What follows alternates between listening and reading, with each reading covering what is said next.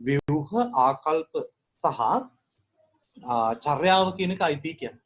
ඒක මොනවාද? ව්‍යුහයන් අයිති, ආකල්පයිති, චර්යාවයිති. ගැල්ටුන් කියන විදිහට. ඒ පිළිබඳව අපි සාකච්ඡා කළා. ඊට පස්සේ අපි කතා කළා විශේෂයෙන්ම ගැටුම් පිළිබඳ කතා කරද්දී ගැටුම කියන එක නිෂේධනීය එකක් නෙමෙයි. ගැටුමේ සාධනීය හා නිෂේධනීය කියන දෙපැත්තෙම ප්‍රතිඵල තියෙනවා කියලා කතා කළා. එතනදී විශේෂයෙන්ම අපි ගැටුමේ තියෙන සාධනීය ප්‍රතිඵල පිළිබඳ කතා කළා. ගැටුමේ සාධනීය ප්‍රතිඵල පිළිබඳ 1904 දී ජෝර්ජ් සිමල් කියන සමාජ විද්‍යාඥයා විසින් ලිව්ව ගැටුමේ සමාජ විද්‍යාව කියන කෘතිය තුල සාධනීය කාරණා 4ක් තියෙනවා කියලා කිව්වා. ඔබට නිබන්ධනය සටහන් කරගන්න ඕන. ඔයගොල්ලන්ගේ දැනට නිබන්ධනයක් නැත්නම් මේ කරුණු ටික ලියලා තියාගන්න. එතකොට ඔබට නිබන්ධනය ලැබුණාම සම්පූර්ණ කරගන්න පුළුවන්කම තිබෙනවා. එතකොට ජෝර්ජ් සිමල් කියන ආකාරයට ගැටුම තුල දකින්න ලැබෙන සාධනීය පැතිකඩ අපි 4ක් ගැන සඳහන් කළා. එකක් තමයි සමාජය සංවර්ධනය නොවේ. සමාජය සංවර්ධනය නොවේ එකතැන පල්වීම වැළැක්වීම. වළක්වා ගැනීමේ හැකියාව තියෙනවා. නේද? සිමල් කියන විදිහට සමාජය සංවර්ධනය නොවි එකතැන පල්වීම වළක්වා ගැනීමේ හැකියාව තියෙනවා ගැටුම. ඒක ගැටුමේ සාධනීය කාර්යයක්. අපෝ ලියා ගන්න බැරි වුණා නම් සමාජය සංවර්ධනය නොවි එකතැන පල්වීම වළක්වාගත හැකි වීම නැත්නම් වැළැක්වීම. ඊළඟ සිමල් කියන විදිහට තව සාධනීය ප්‍රතිඵලයක් තමයි ගැටුමේ තියෙන සමාජ ප්‍රශ්න වලට අවධානය යොමු කරමින් සමාජ ප්‍රශ්න වලට අවධානය යොමු කරමින් සමාජ ප්‍රශ්න වලට අවධානය යොමු කරමින් ඒවා විසඳීමේ අවශ්‍යතාවය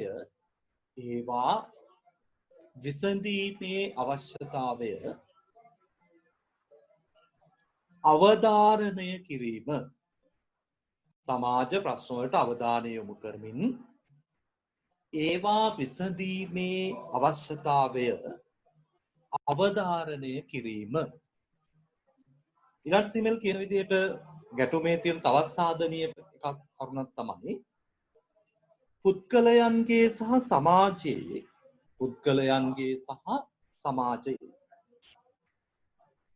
වෙනස් වීම වලට දායක වීම.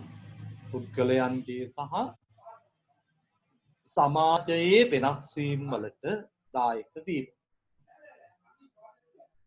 ඊළඟට සිමල් කියනවා මේකෙ තියෙන තවත් යහපත් පැත්තක් සමාජ කණ්ඩායම් වල ඒකාග්‍රතාවය ශක්තිමත් වීම.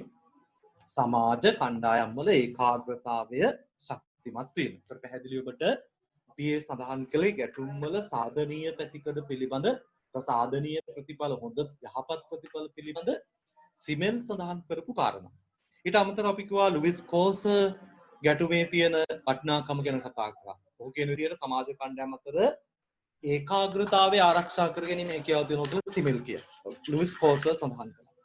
මාක්ස් ආදීන් කිව්වා ගැටුම සමාජයේ ඉදිරි ගමනට හේතු වෙනවා. ඒක යහපත් කියලා පෙන්වලා දුන්නා.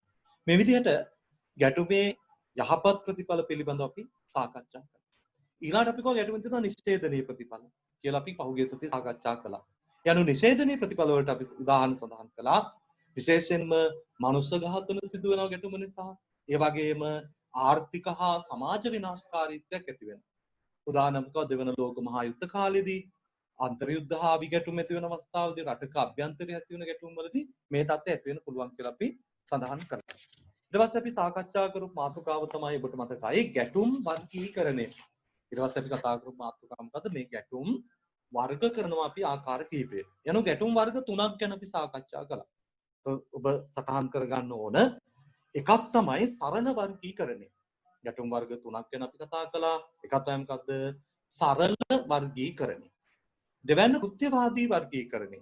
සරල වර්ගීකරණය ඊළඟ එක කෘත්‍යවාදී වර්ගීකරණය තුන්වැන්න දේශපාලන වර්ගීකරණය. ඒතර ගැටුම් අපි වර්ගීකරණය කරන කොටස් තුනකට වර්ග තුනකට සරල වර්ගීකරණය, කෘත්‍යවාදී වර්ගීකරණය සහ දේශපාලන වර්ගීකරණය කියලා.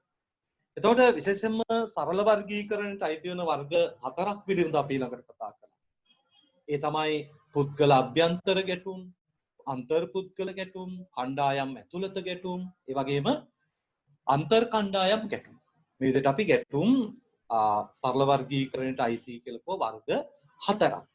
ඊළඟට අපි සාකච්ඡා කළා කෘතිවාදී වර්ගීකරණය. කෘතිවාදී වර්ගීකරණයේදී විශේෂයෙන්ම මෝර්ටන් ඩොයිස් ගැටුම් කාණ්ඩ දෙකකට වර්ග කරලා කතා කළා. මොකද කෘතිවාදී වර්ගීකරණය කියන්නේ ගැටුමෙන් සිදුවන කාර්යභාරය හා ඵල විපාක වල ස්වභාවය පදනම් කරගෙන මේ වර්ගීකරණය කරනවා. ඒකට අයිති කියලා අපි කියවා සාධනීය ගැටුම් සහ නිෂේධනීය එහෙම නැත්නම් අපි කියන මොකද්ද විනාශකාරී ගැටුම් පිළිබඳව සාකච්ඡා කළා. මම මේ පහුගිය සතියේ අපි කතා කරපුවා නැවත පොඩි සාරාංශකරණයක් කරන්න. ඊට පස්සේ අපි දේශපාලන වර්ගීකරණයේ තුන්වෙනි වර්ගීකරණයට ගියා. එතනදී විශේෂයෙන්ම මහාචාර්ය පීටර් වොලන්ස්ටේන් මේ ගැටුම් වල ස්වභාවය පදනම් කරගෙන ගැටුම් වර්ග තුනක් දේශපාලන වර්ගීකරණයට අයිති කියලා කිව්වා. ඒ තමයි එකක් අන්තර්රාජ්‍ය ගැටුම්. ඔබ ඒක සටහන් කර ගන්න ඕන නිබන්ධනයේ කියලා නැහැ. අන්තර්රාජ්‍ය ගැටුම්. ඊළඟ තමයි රාජ්‍ය අභ්‍යන්තර ගැටුම්. දේශපාලන වර්ගීකරණයේදී ගැටුම් වර්ග තුනක් අපි හඳුනා ගන්නවා. ඒ තමයි අන්තර්රාජ්‍ය ගැටුම්, රාජ්‍ය අභ්‍යන්තර ගැටුම්, තුන්වෙනි එක රාජ්‍ය නිර්මාණවාදී ගැටුම්. තුන්වෙන්න රාජ්‍ය නිර්මාණවාදී ගැටුම්. පැහැදිලිනේ?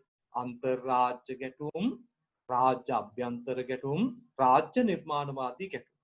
ඊට පස්සේ අපි රාජ්‍ය අභ්‍යන්තර ගැටුම් වලදී ඔබේ නිබන්ධනයේ තිබෙනවා සටහන් කර ගන්න ඕන කාරණා කිහිපයක්. විශේෂම රටක අභ්‍යන්තර ගැටුම් නිර්මාණය බලපාන සාධක කිහිපයක් තියෙනවා කියලා අපි කතා කරා.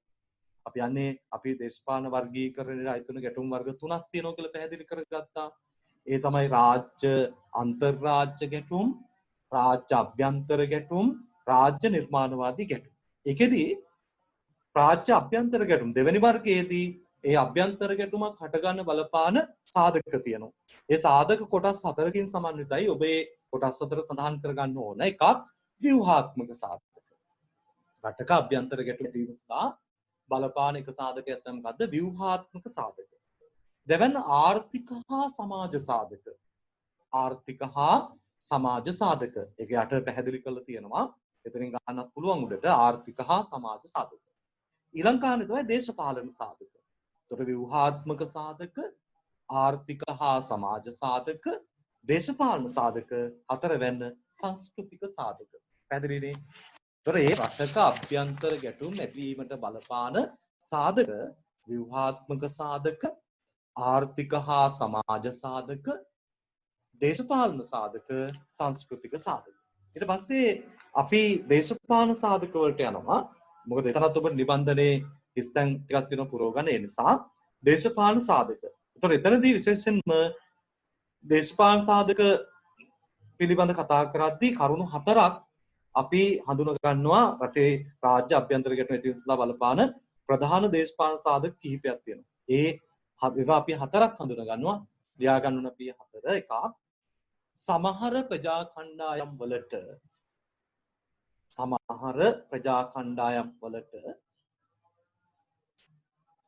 අසමානව හා වෙනස්කම් කොට සමහර ප්‍රජා කණ්ඩායම් වලට අසමානව හා වෙනස්කම් කොට සලකන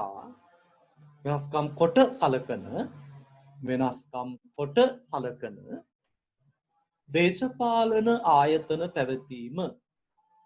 සමහර ප්‍රජා කණ්ඩායම් වලට අසමානව හා වෙනස්කම් කොට සලකන දේශපාලන ආයතන පැවතීම. එකක්. ඊළඟ කාරණය සෑම වාර්ගික හා සංස්කෘතික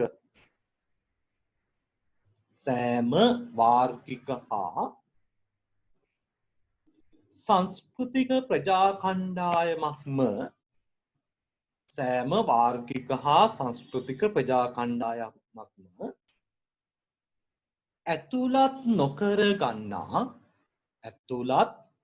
නොකර ගන්නා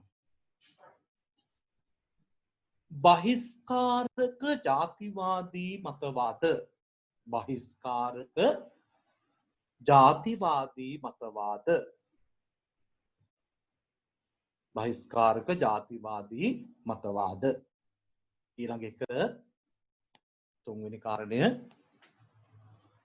සමාජයේ වාර්ගික හා සමාජ කණ්ඩායම් අතර සමාජයේ වාර්ගික හා සමාජ කණ්ඩායම් අතර ඇති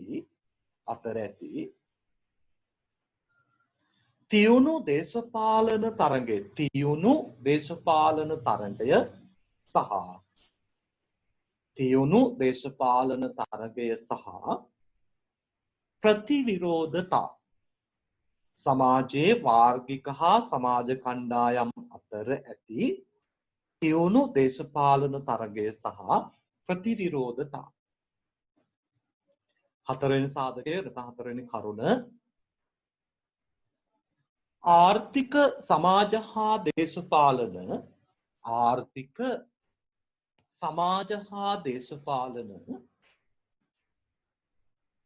අර්බුද අවස්ථාවලදී ආර්ථික සමාජ හා දේශපාලන අර්බුද අවස්ථාවලදී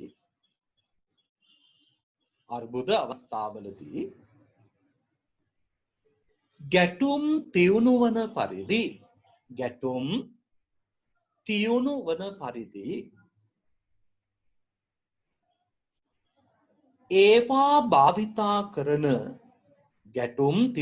පරිදි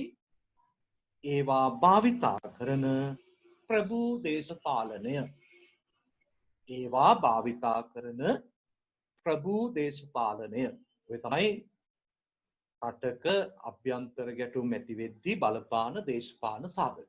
හරි මේවා මම ගිය සතියේ පැහැදිලි කරපු නිසා අපව පැහැදිලි කරන්න උත්සාහ කරන්නේ. එතකොට ඊළඟට අපි සාකච්ඡා කළ ගැටුම් ජීවන චක්‍රය පිළිබඳව. එතකොට එතනදී අපි කතා කළා විශේෂයෙන්ම ගැටුම් වල පෞද්ගලික ගැටුමක ඉඳලා රාජ්‍ය අන්තර්රාජ්‍ය ගැටුම් දක්වා ගැටුම් වල එක්තරා ආකාරයක ජීවන චක්‍රයක් පවතිනවා. අපි සාකච්ඡා කළා. පෞද්ගලික ගැටුමක ඉඳලා රාජ්‍යයන් අතර ඇති වෙන ගැටුමක් දක්වාම ගැටුම් අපි අධ්‍යයනය කරනකොට පේන කාර්යයක් තමයි මේ සෑම ගැටුමකම තියෙන ජීවන චක්‍රයක්.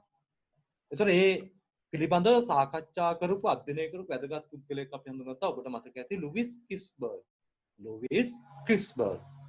ඒතර ඔහු ඒ පිළිබඳ අධ්‍යයනය කරලා විශේෂයෙන්ම ගැටුම් ජීවන චක්‍රය ඉදිරිපත් කරනවා. ඒ ගැටුම් ජීවන චක්‍රයට අයිති වෙන කොටස් 5ක්. ඒක අපි සටහන් කරගන්න ඕන. ඊයේසත් අපි සාකච්ඡා කළා. ගැටුම් සඳහා පාදක වන පළවෙනි එක ගැටුම් සඳහා පාදක වන හේතු හෙවත් කොන්දේසි පැවතීම. එකක් තමයි ගැටුම් සඳහා පාදක වන හේතු හෙවත් කොන්දේසි පැවතීම. ඊළඟ එක ගැටුම් පැන නැගීම. ගැටුමට පාදක වන හේතු තියෙනවා.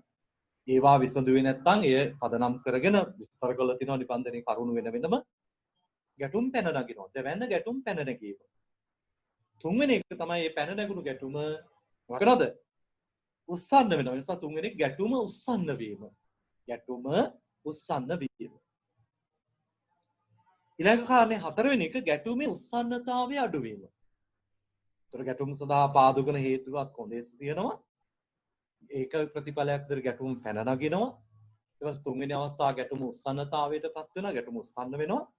හතරවෙනි අවස්ථාව ගැටුමේ උස්සන්නතාවය අඩුවීම.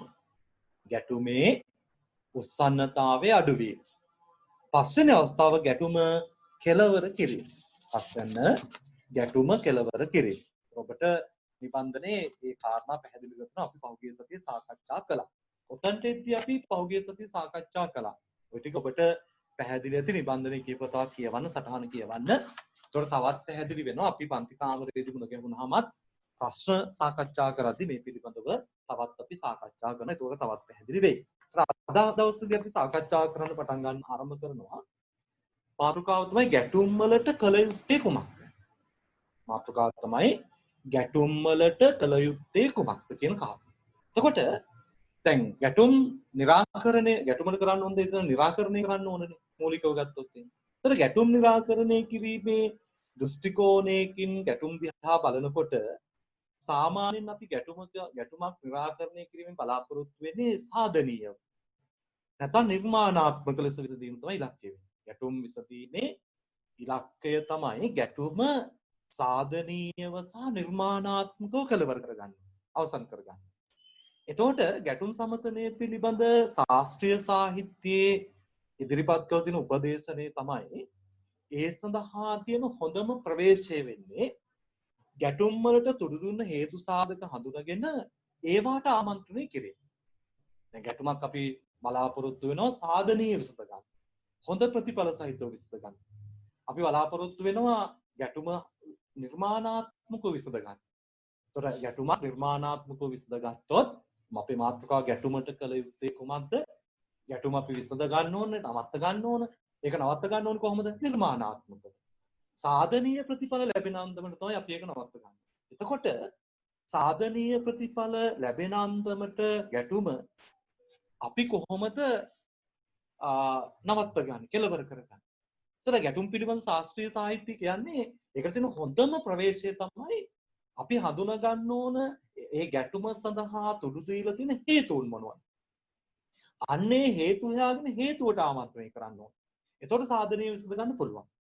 සාමාන්‍ය ඒකනේ හොඳම පිළිතුර. අපි අතර පවා ඇති වෙන යම් ගැටුම් වඩා හොඳින් විසඳ ගන්න පුළුවන් ඒ ගැටුමට තුඩු දුන්නු හේතු සාධකයේ මැනවින් හඳුනගෙන ඒකට ප්‍රතිකර්ම කළා. ඒකට ආමන්ත්‍රණය කළා. ඒතර මේ පිළිබඳ අධ්‍යයනය කළා සයිමන් පිෂර් ඇතුළු කණ්ඩායමක් 2000 වර්ෂයේදී.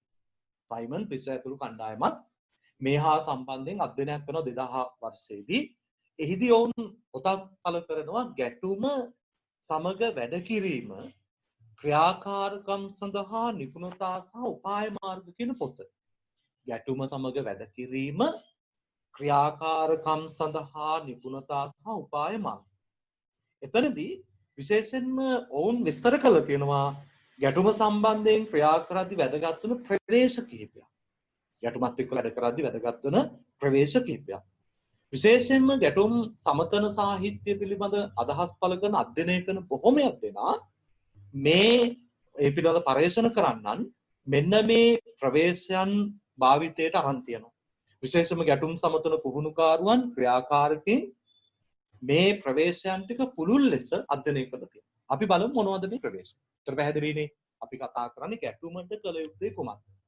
ඒතර ගැටුම අපි කෙලවර කර ගන්න බලාපොරොත්තු වෙන විසඳ ගන්න බලාපොරොත්තු වෙනවනේ. ඒතර ගැටුමක් අපි කෙලවර කර ගන්න ඕන සාධනීය යහපත් ප්‍රතිඵල ලැබෙන අන්දමට. ඒකට අපි කියන නිර්මාණාත්මකව ගැටුම විසඳා ගැනීම. ඒතර ගැටුම නිර්මාණාත්මකව විසඳ ගන්න කරන්න ඕන මොකද්ද? අන්නේ ගැටුම ඇතිවීම සඳහා තුඩු දුන්න ගැටුම ඇතිවීම සඳහා හේතුකාරක වෙච්ච හේතුන් ටික හඳුන ගන්න ඕනේ මනා ලෙස. ඒ හේතුන් ටික හරියට හඳුනගෙන අන්නේ හේතු වලට නිවැරදිව ආමන්ත්‍රණය කළොත් අන්න ඒ පිළිබඳ අධ්‍යයනය කළයි කියනවා ගැටුම සාධනීයව කෙලවර කර ගන්න පුළුවන්. ගැටුම නිර්මාණාත්මකව අවසන් කර ගැනීම හැකියාව තියෙනවා. පැහැදිලිද? ඒතර ඒ සඳහා ප්‍රවේශ ටික සයිමන් පිෂර් ඇතුළු කණ්ඩායම හඳුන්වලා දීලා තියෙනවා. සයිමන් පිෂර් ඇතුළු කණ්ඩායම එස්දා ප්‍රවේශ අපිට හඳුන්වලා දීලා තියෙනවා කිහිපයක්. අපි බලමු මේ ප්‍රවේශ මොනවද? එකක් තමයි ප්‍රජා සම්බන්ධතා ප්‍රවේශය. පැහැදිලිද? ගැටුමක් සාධනීයව නිර්මාණාත්මකව අවසන් කරගන්න නම් ඉලක්කය වෙන්න ඕනේ ඒසේ අවසන් කර ගැනීම. එහෙම අවසන් කරගන්න නම් ගැටුම සඳහා තුඩු දුන්නු හේතු ටික හොයන්න ඕන හරියට. ඒ හේතු හොයාගෙන ඒවාට නිවැරදි ආමන්ත්‍රණය කරන්න. එහෙම ආමන්ත්‍රණය කළාම ඒ ගැටුම සාධනීයව කෙලවර කරගන්න පුළුවන්කම තිබෙනවා. ඒතර ඒ සඳහා සයිමන් පිෂර් ඇතුළු කණ්ඩායම ප්‍රවේශ කිහිපයක් හඳුන්වලා දෙනවා. අන්න මං කෝ එකක් මොකද්ද? ප්‍රජා සම්බන්ධතා ප්‍රවේශ. මේකෙන් කියන්නේ විශේෂයෙන්ම සාමාන්‍යයෙන් ගැටුමක් ඇති වෙන්නේ ප්‍රජාව අතර තිබෙන සම්බන්ධතා බිඳ වැටීම නිසා. ප්‍රජා සම්බන්ධතා ප්‍රවේශයේදී කියනවා ගැටුමක් ඇති වෙන්න පුළුවන් ප්‍රජාවන් අතර සම්බන්ධතා නිසි පරිදි පවත්වා නොගැනීම නිසා. මානව ප්‍රජාවන් අතර සම්බන්ධතා බිඳ වැටීම නිසා. එතකොට එහෙම වුණාම තමයි මිනිස්සු අතර ප්‍රජා කණ්ඩායම් අතර අවිශ්වාසය ඇති වෙන්නේ, පසමිතුරුතාවය ඇති වෙන්නේ, ද්‍රවීයකරණය ඇති වෙන්නේ. එතකොට මෙන්න මේ තත්වයන් ඇති වෙන්නේ සම්බන්ධතා නිසි පරිදි නොපවත්වන නිසා ප්‍රජාවන් අතර. ඒ නිසා යෝජනා කරනවා මේ ප්‍රජාවන් අතර සම්බන්ධතා ඇති කරන්න මෙන්න මේ කියන දේවල් කළ යුතුයි. එකක් තමයි ගැටුමට සම්බන්ධ පාර්ශව අතර sannivedanaya සහ අවබෝධය වර්ධනය කරන්න ඕනේ. පැහැදිලිනේ? ඒතර ප්‍රජා සම්බන්ධතා ප්‍රවේශයේදී කියන්නේ ගැටුම් ඇති වෙන්නේ මොනවා නිසාද? ප්‍රජාවන් අතර මනා සම්බන්ධතාවයක් නැති නිසා. ඒතර එක එක කණ්ඩායම් අතර ඇති කරගන්නවා පසමිතුරුතාවයක්. අවිශ්වාසයක් ඇති කරගන්න. ද්‍රවීකරණයක් ඇති කරගන්න. તો මේ වළක්වගත හැකි ක්‍රම කිහිපයක් යෝජනා කරන එකක් තමයි ගැටුමට සම්බන්ධ පාර්ශ්ව අතර sannivedanaya සහ අවබෝධය ඇති කරන්නේ. සමහරට අපි කියන්නේ ඔය ගැටුම ඇති උනේ අනවබෝධය නිසා. ඔය වැරදි විදිහට ඕක වෙන කවුරු හරි කිව්ව නිසා. නැත්නම් වැරදි sannivedanayak කරලා තියෙනවා. එතකොට අනවබෝධය නිසා වැරදි sannivedanaය නිසා ප්‍රජා කණ්ඩායම් අතර ගැටුම් ඇති වෙනවා. එතකොට වැරදි sannivedanaය සහ අනවබෝධය ප්‍රජා කණ්ඩායම් අතර සබඳතා බිඳ වැටෙන හේතුවක්. ඒතර අන්න එහෙම සබඳතා බිඳ වැටුනහම ගැටුම් ඇති වෙනවා. ඒතර ඒකට තියෙන හොඳ පිළියමක් තමයි ප්‍රජා සම්බන්ධතා ප්‍රවේශිත යෝජනා කරන ප්‍රජාවන් අතර සම්බන්ධතාවය ගොඩනගන්න. සම්බන්ධය ගොඩනගන්න කරන්න ඕන එකක් තමයි මේ පාර්ශ්වයන් අතර sannivedanaya දියුණු කරන්න. අවබෝධය වැඩි දියුණු කරන්න ඕන. ඊළාට දෙවන යෝජනා කරනවා වාර්ගික සංස්කෘතික සමාජීය ආදී විදිහට විවිධත්වයේ පිළිගන්න. ඒ වගේම ඉවසන්න ප්‍රජාවන් අතර තියෙන හැකියාව වර්ධනය කරන්න. නේ සමහර කණ්ඩායම් ගැටෙනවනේ. මොකද්ද? වාර්ගිකත්වයේ පිළිබඳ ගැටලුව. නේ වාර්ගික සංස්කෘතිය පිළිබඳ ඒ විවිධත්වයේ පිළිගන්න ලෑස්ති නැහැ. මේ පවතින ඕන අපේ ආගම විතරයි අනිත් ආගම් වල දේවල් පිළිගන්න ලෑස්ති නැහැ. නේ සංස්කෘතියාංග පිළිගන්න ලෑස්ති නැහැ. එවැනි අවස්ථාවකදී ගැටුම් ඇති වෙනවා. ඒවා අන්‍ය ආගම් අන්‍ය සංස්කෘතින් අන්‍ය වාර්ගික තත්ත්වයන් ඉවසන්න පිළිගන්න ප්‍රජාවන් අතර තියෙන හැකියාව වර්ධනය කළොත් අන්න ප්‍රජා සම්බන්ධ ප්‍රවේශිත කියනවා ගැටුම් ඇතිවීම වළක්ව ගන්න පුළුවන්. ඔන්න කාරණා ටික පැහැදිලිනේ. අපි කතා කරන ගැටුමට කළ යුත්තේ කොහොමද කියන කාරණේ පිළිබඳව. ඒ සඳහා සයිමන් පිස් ඇතුළු කණ්ඩායම් ප්‍රවේශ කිහිපයක් යෝජනා කළා. අන්න එක ප්‍රවේශයක් තමයි ප්‍රජා සම්බන්ධතා ප්‍රවේශය. මේකෙන් පිළ කියන්නේ මොකද්ද? ප්‍රජාවන් අතර ගැටුම් හටගන්නේ ඔවුන් අතර තියෙන සම්බන්ධතා බිඳ වැටීම නිසා. ඒ නිසා තමයි අවිශ්වාසය ඇති වෙන්නේ.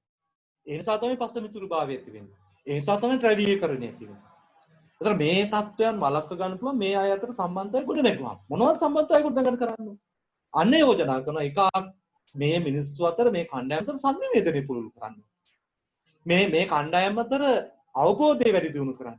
අනවබෝධය සහ නිවැරදි sannivedanaya සිදු නොවන නිසා තමයි ගැටුම් ඇති වෙන්නේ. ඒක වළක්ව ගත්තොත් ගැටුමක් වළක්ව ගන්න පුළුවන්. නේ? ඒක වෙනවනේ දැන් අපි අතර අපි තුමුකෝ ඔබ යාළුවෙක් එක්ක ගැටුමක් ඇති වෙනවා. සමහරට යාළුවා ඔබත් එක්ක ගැටුමක් ඇති කරන්නේ අනවබෝධය නිසා. නැත්නම් වැරදි sannivedanaya නිසා. මේක හරියට ඇති කළොත් ගැටුම් ඇතිවීම වළක්ව ගන්න පුළුවන්. ඊළඟට අනෙකාගේ ආගම සංස්කෘතිකාංග ඊට පස්සේ වාර්ගිකත්වය අනෙක් කණ්ඩායමට ඉවසන් හුරු පුරුදු කරන්න.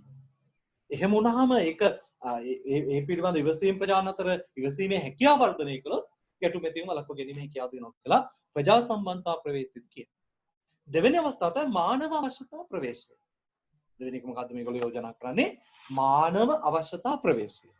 මේකෙන් කියන්නේ මිනිසාගේ මූලික භෞතික මානසික හා සමාජීය අවශ්‍යතා නිසි පරිදි ඉටු නොවන නිසා තමයි ගැටුම් ඇති වෙන්නේ. ඒකත් වෙන්න පුළුවන්.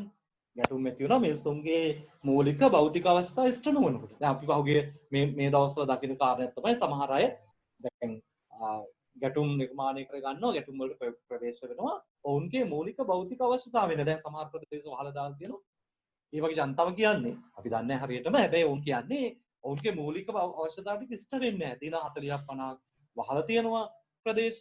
හැබැයි මිනිස්සු ජීවත් වෙන ක්‍රමයක් නැහැ, මුදල් හොයා ගන්න ක්‍රමයක් නැහැ. එහෙම කියනවනේ. ඒතර භෞතික අවශ්‍යතා ටික සිද්ධ වෙන්නේ. අන්න දැන් භෞතික අවශ්‍යතා ටික සිද්ධ නොවන නිසා ගැටුමක් ඇති වෙන්න පුළුවන්. මේ ඒක මානව අවශ්‍යතාවය නිතර මානව අවශ්‍යතා ප්‍රවේශද කියනවා. ඊළඟ කියන මානසික අවශ්‍යතා තියෙනවනේ. මානසික අවශ්‍යතා තියෙනවා නේද? මිනිස්සුන්ට චිත්‍රපටියක් බලන්න, ඊට පස්සේ නාට්‍යයක් බලන්න, සින්දු කියන්න, නැත්නම් සංගීත සංදර්ශනයට යන්න මේ අවකාශ නැහැ. ඒ වුණාම ගැටුම් වලට පෙළඹෙන්න පුළුවන්. ඊළඟ මොකද්ද? සමාජීය අවශ්‍යතා තියෙනවා. මල ගෙදරක යන්න ඕන, මල ගූල් ගෙවල් වල යන්න ඕන සමාජීය අවශ්‍යතාවනේ. මේ සිල් ගන්න ඕන. ආච්චිමල හරි කේන්ති මේ දවස්වල ඉන්නේ. ඇයි සිල් ගන්න යන විදිහක් නැහැ නේ. මේ අනතන්ට මොනවා හරි කරන්න බලාපොරොත්තු වෙමින් ඉන්නවා. හැබැයි උන්දලට ඒ අවස්ථාව නෑ. එතකොට එන්න පුළුවන් මොකද්ද? ගැටුමක් ඇති කරගන්න පුළුවන් කාලයක් යනකොට නේ. එතකොට අන්න කිව්වා මොකද්ද? මෙන්න මේ කියන මූලික මිනිස් අවශ්‍යතා පිළිබඳව ඇතිවන ගැටලු මේ මූලික අවශ්‍යතා ඉෂ්ට කරන්න බැරි වීම ගැටුම් ඇති වෙන හේතුවක්. පැහැදිලිව කතා කරන්නේ මොකද? මානව අවශ්‍යතා ප්‍රවේශය. අපි කිව්වා අපි සාකච්ඡා කරන්නේ ගැටුමට කළ යුත්තේ කුමක්ද? ඒතර ගැටුමට කළ යුත්තේ මොනවද කියන එක කාරණේ කතා කරද්දී මොනවද කරන්න ඕන? ගැටුම සාධනීය කළවර කරගන්න ඕන. ගැටුම නිර්මාණාත්මකව අවසන් කරගන්න ඕන. ඒතර ගැටුම නිර්මාණාත්මකව සාධනීය අවසන් කරගන්න මොකද්ද කරගන්න ඕන? දැන් මම අද පැහැදිලි වෙන්නම කියලා තියෙනවා. මොනවද කරගන්න ඕනේ? එහෙම අවසන් කරගන්න නම් අනිවාර්යයෙන්ම ඒ ගැටුම් සඳහා තුඩු දුන්න හේතු හඳුනා ගන්න. ඒ හේතු වලට ආමන්ත්‍රණය කරන්න ඕනේ. එහෙම නැත්නම් ඒ ගැටුම නිර්මාණාත්මකව විසඳ ගන්න බෑ. සාධනීය ප්‍රතිඵල සහිතව විසඳ ගන්න පුළුවන් කමක් ලැබෙන්නේ නැහැ. අනේ පිළිබඳ ගැටුම් සමතන සාහිත්‍ය කියනවා මේ පිළිබඳ අදහස් පළ කරපු කණ්ඩායම තමයි සයිමන් ෆිෂර් ඇතුළු කණ්ඩායම. ඔවුන් ඒ ගැටුම සාධනීය කළවර කර ගැනීම සඳහා ප්‍රවේශ කීපයක් හඳුන්වලා දෙනවා. අනේ ප්‍රවේශ අතුරින් එකක් අපි කියවා ප්‍රජා සම්බන්ධතා ප්‍රවේශය. ඒකේ මූලික අදහස මොකද්ද? ප්‍රජාවන් අතර අන්‍යෝන්‍ය සම්බන්ධතා නිසි පරිදි පවත්වා නොගැනීම ගැටුමට හේතු. එහෙනම් අන්න ප්‍රජාවන් අතර සම්බන්ධතා ගොඩනගා ගන්න හැකියන්ද මේ ප්‍රජාව අතර සම්බන්ධතා ගොඩනගා ගන්න හැකියන්ද මේ මොනවද ඇති කරන්න ඕන? මේ ආමන්ත්‍රණ කීපයක් කරන්න. අනේ යෝජනා කළා ඒකන මොකද්ද? එකක් මේ පාර්ශ්ව අතර සංනිවේදනය වැඩි දියුණු කරන්න. මේ පාර්ශ්ව අතර අන්‍යෝන්‍ය අවබෝධය වැඩි දියුණු කරන්න.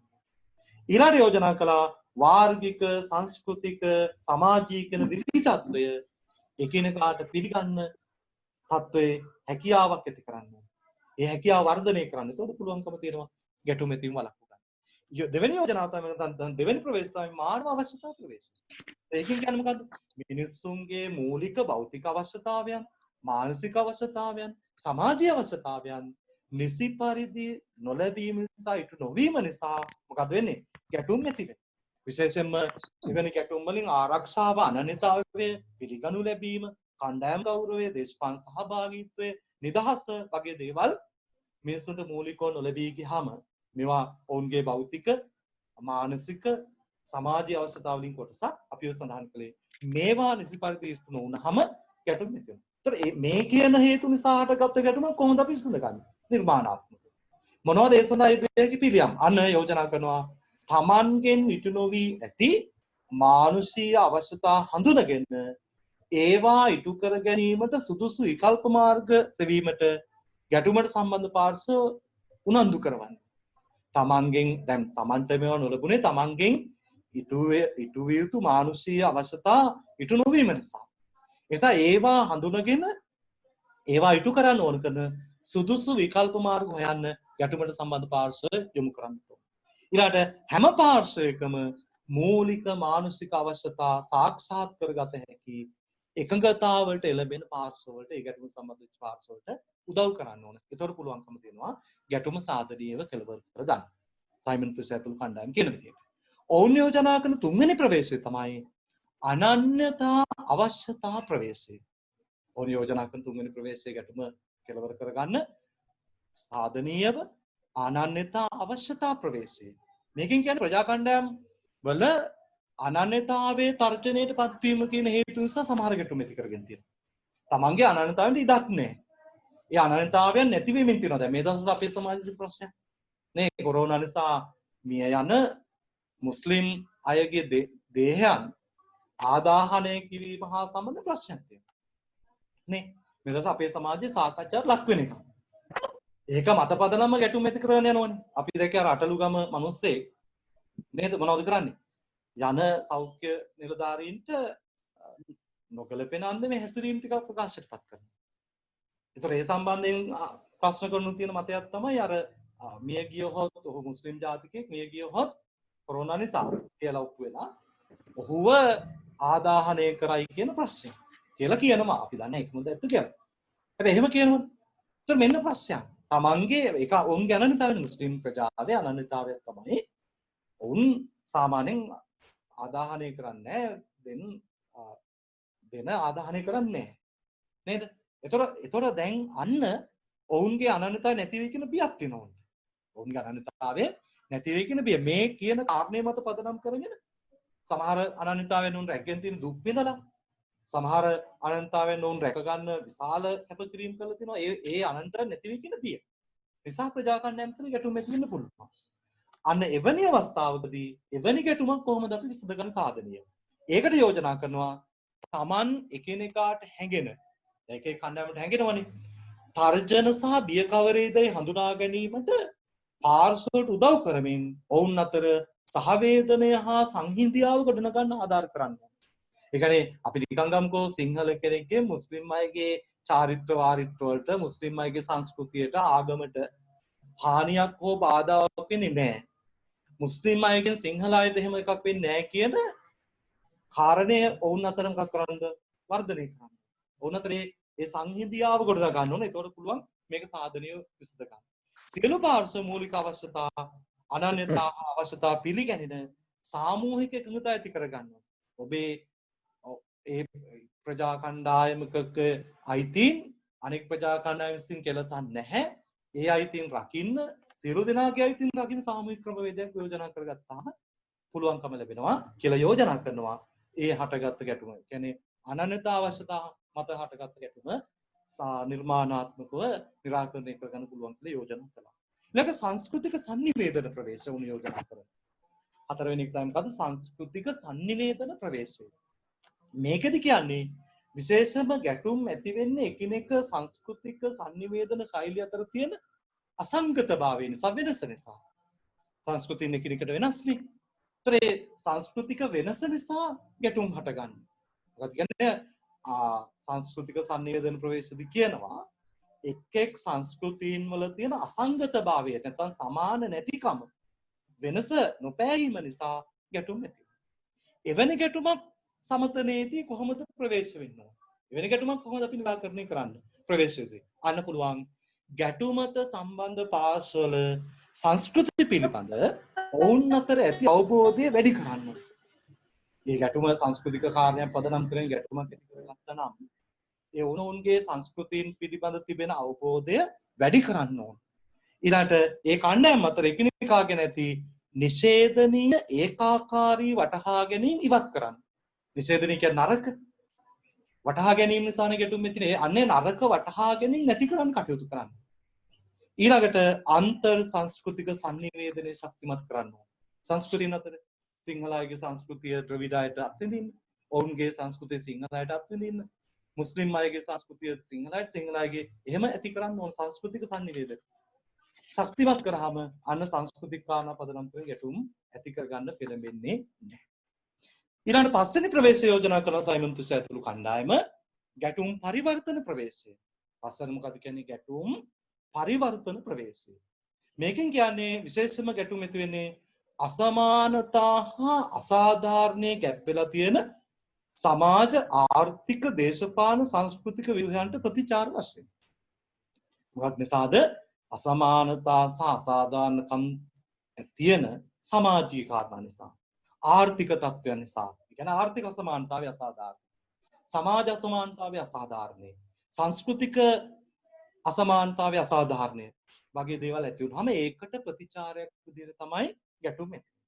එවැනි ගැටුම් වලින් පරිවර්තනකාරී එවැනි ගැටුම් වෙනස් කර ගන්න ඕන. ඒ සඳහා කළ හැකි වෙන්න මේ දේවල් කියලා යෝජනා කරනවා. එකක් තමයි අසමාන හා අසාධාරණකම් වලට මූලික හේතු වන ව්‍යුහයන් පරිවර්තනයට වාජනය කරන්න.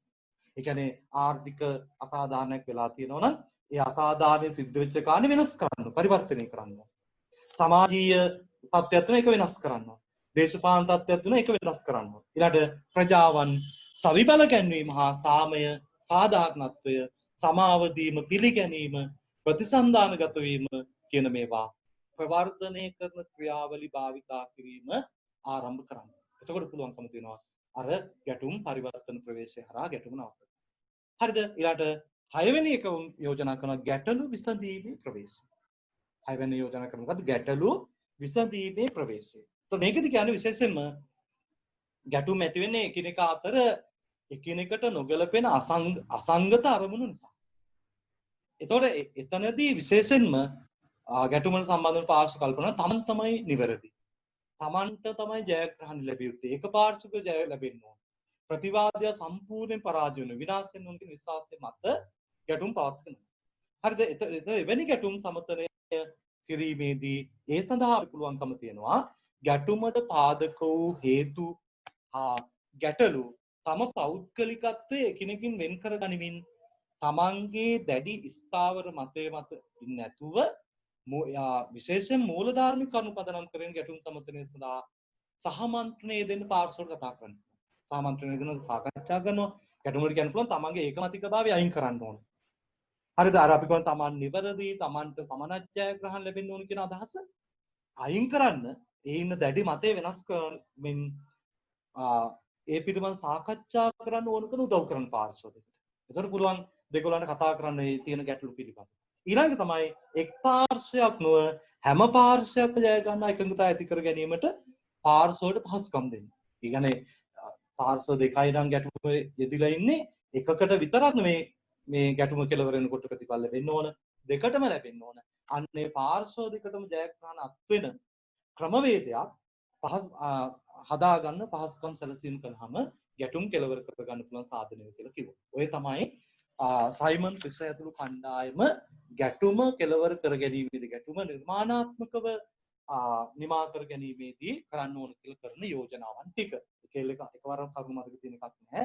ප්‍රධාන කාරණා ටික ඔබට මතක තියෙනවා. ඒ තමයි ඒ සඳහා සයිමන් ෆිෂර් ඇතුළු කණ්ඩායම යෝජනා කරන ප්‍රවේශ ක්‍රියාද කිහිපයක් හයක් ගැන අපි කතා කරා. එකක් තමයි ප්‍රජා සම්බන්ධතා ප්‍රවේශය, ඊළඟ තමයි මොකද්ද මානව අවශ්‍යතා ප්‍රවේශය, ඊළඟ අනන්‍යතා අවශ්‍යතා ප්‍රවේශය, ඊළඟ සංස්කෘතික sannivedana ප්‍රවේශය, ඊළඟ ගැටුම් පරිවර්තන ප්‍රවේශය, ගැටලු විසඳීමේ ප්‍රවේශය කියන ප්‍රවේශ 6 වුන් ඒ සඳහා යෝජනා කළා. ඔබ කියව ගන්න මම නැවසතාවක් මේ පිළිබඳවත් එක්ක සාකච්ඡා කරන්න උත්සාහ කරනවා.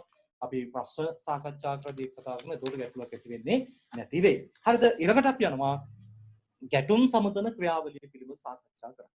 ඊළඟට අපි කතා මොකද ගැටුම් සමතන ක්‍රියාවලිය තමයි අපේ ඊළඟ මාතෘකාව. හරිද? ඒතකොට වර්තමාන ලෝකයේ ගැටුම් සමතනය සඳහා යොදා ගන්නා ක්‍රම තියෙනවා 6ක්. ඒක ඔබ නිබන්ධනයේ සටහන් කරන්න, නිබන්ධනය නැත්නම් ලියලා තියාගන්න. නිබන්ධනය අතර ගත්තම ස්ටැන්ඩ් ටික පුරව ගන්න පුළුවන්. ඒතකොට මේ අවස්ථා ටික ඔබට යට තියෙනවා. උඩට ඒ ටික අරන් ලියන්න තියෙන. නමුත් අපි ලියාගමු. ගැටුම් ගැන කල්තබා අනතුරු ඇඟවීම එකක්. පැහැදිලිද? ගැටුම් සමතනය සඳහා යොදා ගන්නා එක ක්‍රියාමාර්ගයක් තමයි ගැටුම් ගැන කල්තබා අනතුරු ඇඟවීම එකක්. ගැටුම් ගැන ගැටුම් පිළිබඳ කල්තබා අනතුරු ඇඟවීම. දෙවැන්න ගැටුම් වැළැක්වීම. දෙවැන්න ගැටුම් වැළැක්වීම. තුන්වෙනි එක ගැටුම් කළමනාකරණය. තුන්වැන්න ගැටුම් කළමනාකරණය. ගැටුම් කළමනාකරණය. හතරවෙනි එක ගැටුම් පරිවර්තනය. හතරවැන්න ගැටුම් පරිවර්තනය. ගැටුම් පරිවර්තනය. ඊළඟ එක පශ්චාත් ගැටුම් සාමය ගොඩනැගීම. පශ්චාත් ගැටුම් සාමය ගොඩනැගීම. එක ගැටුම් ගැන කල්තබා අනතුරු ඇඟවීම, දෙවැන්න ගැටුම් වැළැක්වීම, තුන්වැන්න ගැටුම් කළමනාකරණය, හතරවැන්න ගැටුම් පරිවර්තනය, පස්වැන්න ගැටුම් පශ්චාත් ගැටුම් සාමය ගොඩනැගීම. පශ්චාත් ගැටුම් සාමය ගොඩනැගීම. 6 ගැටුම් සමතනය. 6 වැන්න ගැටුම් සමතනය. 6 වැන්න ගැටුම් සමතනය. හරිද? එතකොට අපි මේ ගැටුම් සමතන ක්‍රියාවලියට අයිති මෙන්න මේ කරුණු ටික පැහැදිලි කරගන්න ඕන. මොනවද මේවෙන් කියන්නේ කියලා. පළවෙනි එක ගැටුම් ගැන කල්තබා අනතුරු ඇඟවීම. මොකද්ද ගැටුම් සමතන ක්‍රියාවලියේ පළවෙනි එක? ගැටුම් පිළිබඳ කල්තබා අනතුරු ඇඟවීම. විශේෂයෙන් මේක 1980 දශකවලදී වර්ධනය වෙච්ච සංකල්පයක්. මේ සංකල්පය ගැටුම් සාහිත්‍ය තුළ වර්ධනය වෙන 1980 දශකයේදී. මේකේ මූලික අදහස තමයි සමාජයේ ඇතිවීමට තිබෙන ගැටුම් පිළිබඳ කල්තබා හඳුනගෙන ඒවා වැළැක්වීමට පියවර ගන්න. වචන තුලම තියෙනවානේ. සමාජයේ තුල ගැටුම් ඇතිවිය හැකි අවස්ථා කල්තබා හඳුන ගන්න. හඳුනගෙන ගැටුම් ඇතිවීම වැළැක්වීමට ඕන කරන පියවර ගන්න. පැහැදිලිද? එතනදී විශේෂයෙන්ම ගැටුම් ඇතිවිය හැකි ස්ථාන, ගැටුම් ඇතිවිය හැකි සමාජ කොටස් හඳුන ගන්නවා. එතනදී ගැටුම් ඇතිවෙන තුරුදිය හැකි හේතු අධ්‍යයනය කරලා ඒවා විසඳීමට යෝජනා සකස් කිරීමේ හැකියාව තියෙනවා. මොකද ගැටුමක් ඇති විය හැකි ස්ථාන, ගැටුම් ඇති විය හැකි කණ්ඩායම් මුලින් හඳුනගෙන ඒ ගැටුම් ඇතිවීමට හේතු කාරණා වන හේතු වලට ආමන්ත්‍රණය කළාම ඒ හේතු වලට විසඳුම් සපයලා දුන්නාම අන්න කලින්ම ගැටුම ඇතිවීම වළක්ව ගැනීම හැකියාව තියෙන එකට අපි කියනවා ගැටුම් ගැන කල්තබා අනුතුරු හොඳ. ඒකට නිතර අධ්‍යයනයක ඉන්න ඕනේ පරිශ්‍රණයක ඉන්න. දැන් අපි දන්නවා එක්සත් ජාතික සංවිධානයේ මහ ලේකම්ට පැවරෙන එක කාර්යයක්. ලෝකයේ සාමය ගොඩනගද්දී ගැටුම් ඇති විය හැකි ස්ථාන්තර ඒ පිළිබඳ ඔහු නිතර ලෝකයේ පිළිබඳ අවධානය යොමු කරමින් සොයා බලන්න ඕනේ. ඇත්තටම එහෙම වුණාම අපිට ගැටලු ඇතිවීම වළක්ව ගැනීම හැකියාව තියෙනවා. දෙවැන්න තමයි ගැටුම් වැළැක්වීම. ගැටුම් සමතන ක්‍රියාවලිය ඊළඟ පියවර තමයි මොකද්ද? ගැටුම් වැළැක්වීම. මේකෙදි වෙන්නේ විශේෂයෙන්ම දැන් කල්තබා අනතුරු ගැටුම් පිළිබඳ අනතුරු ඇඟවීම ගැටුම් වැළැක්වීම ආරම්භක පියවර කියලා අපි කිව්වා. ගැටුම් වැළැක්වීම ආරම්භ පියවර තමයි අපි කලින්ම ගැටුම් ඇතිවීමට තුඩු දිය හැකි ස්ථාන පුද්ගලයෝ හඳුනගෙන ඒ ගැටලු වලට ඕන කරන විසඳුම් ඉදිරිපත් කරන ගැටුමකට යන්න තියෙනවා. ඊට පස්සේ විශේෂයෙන්ම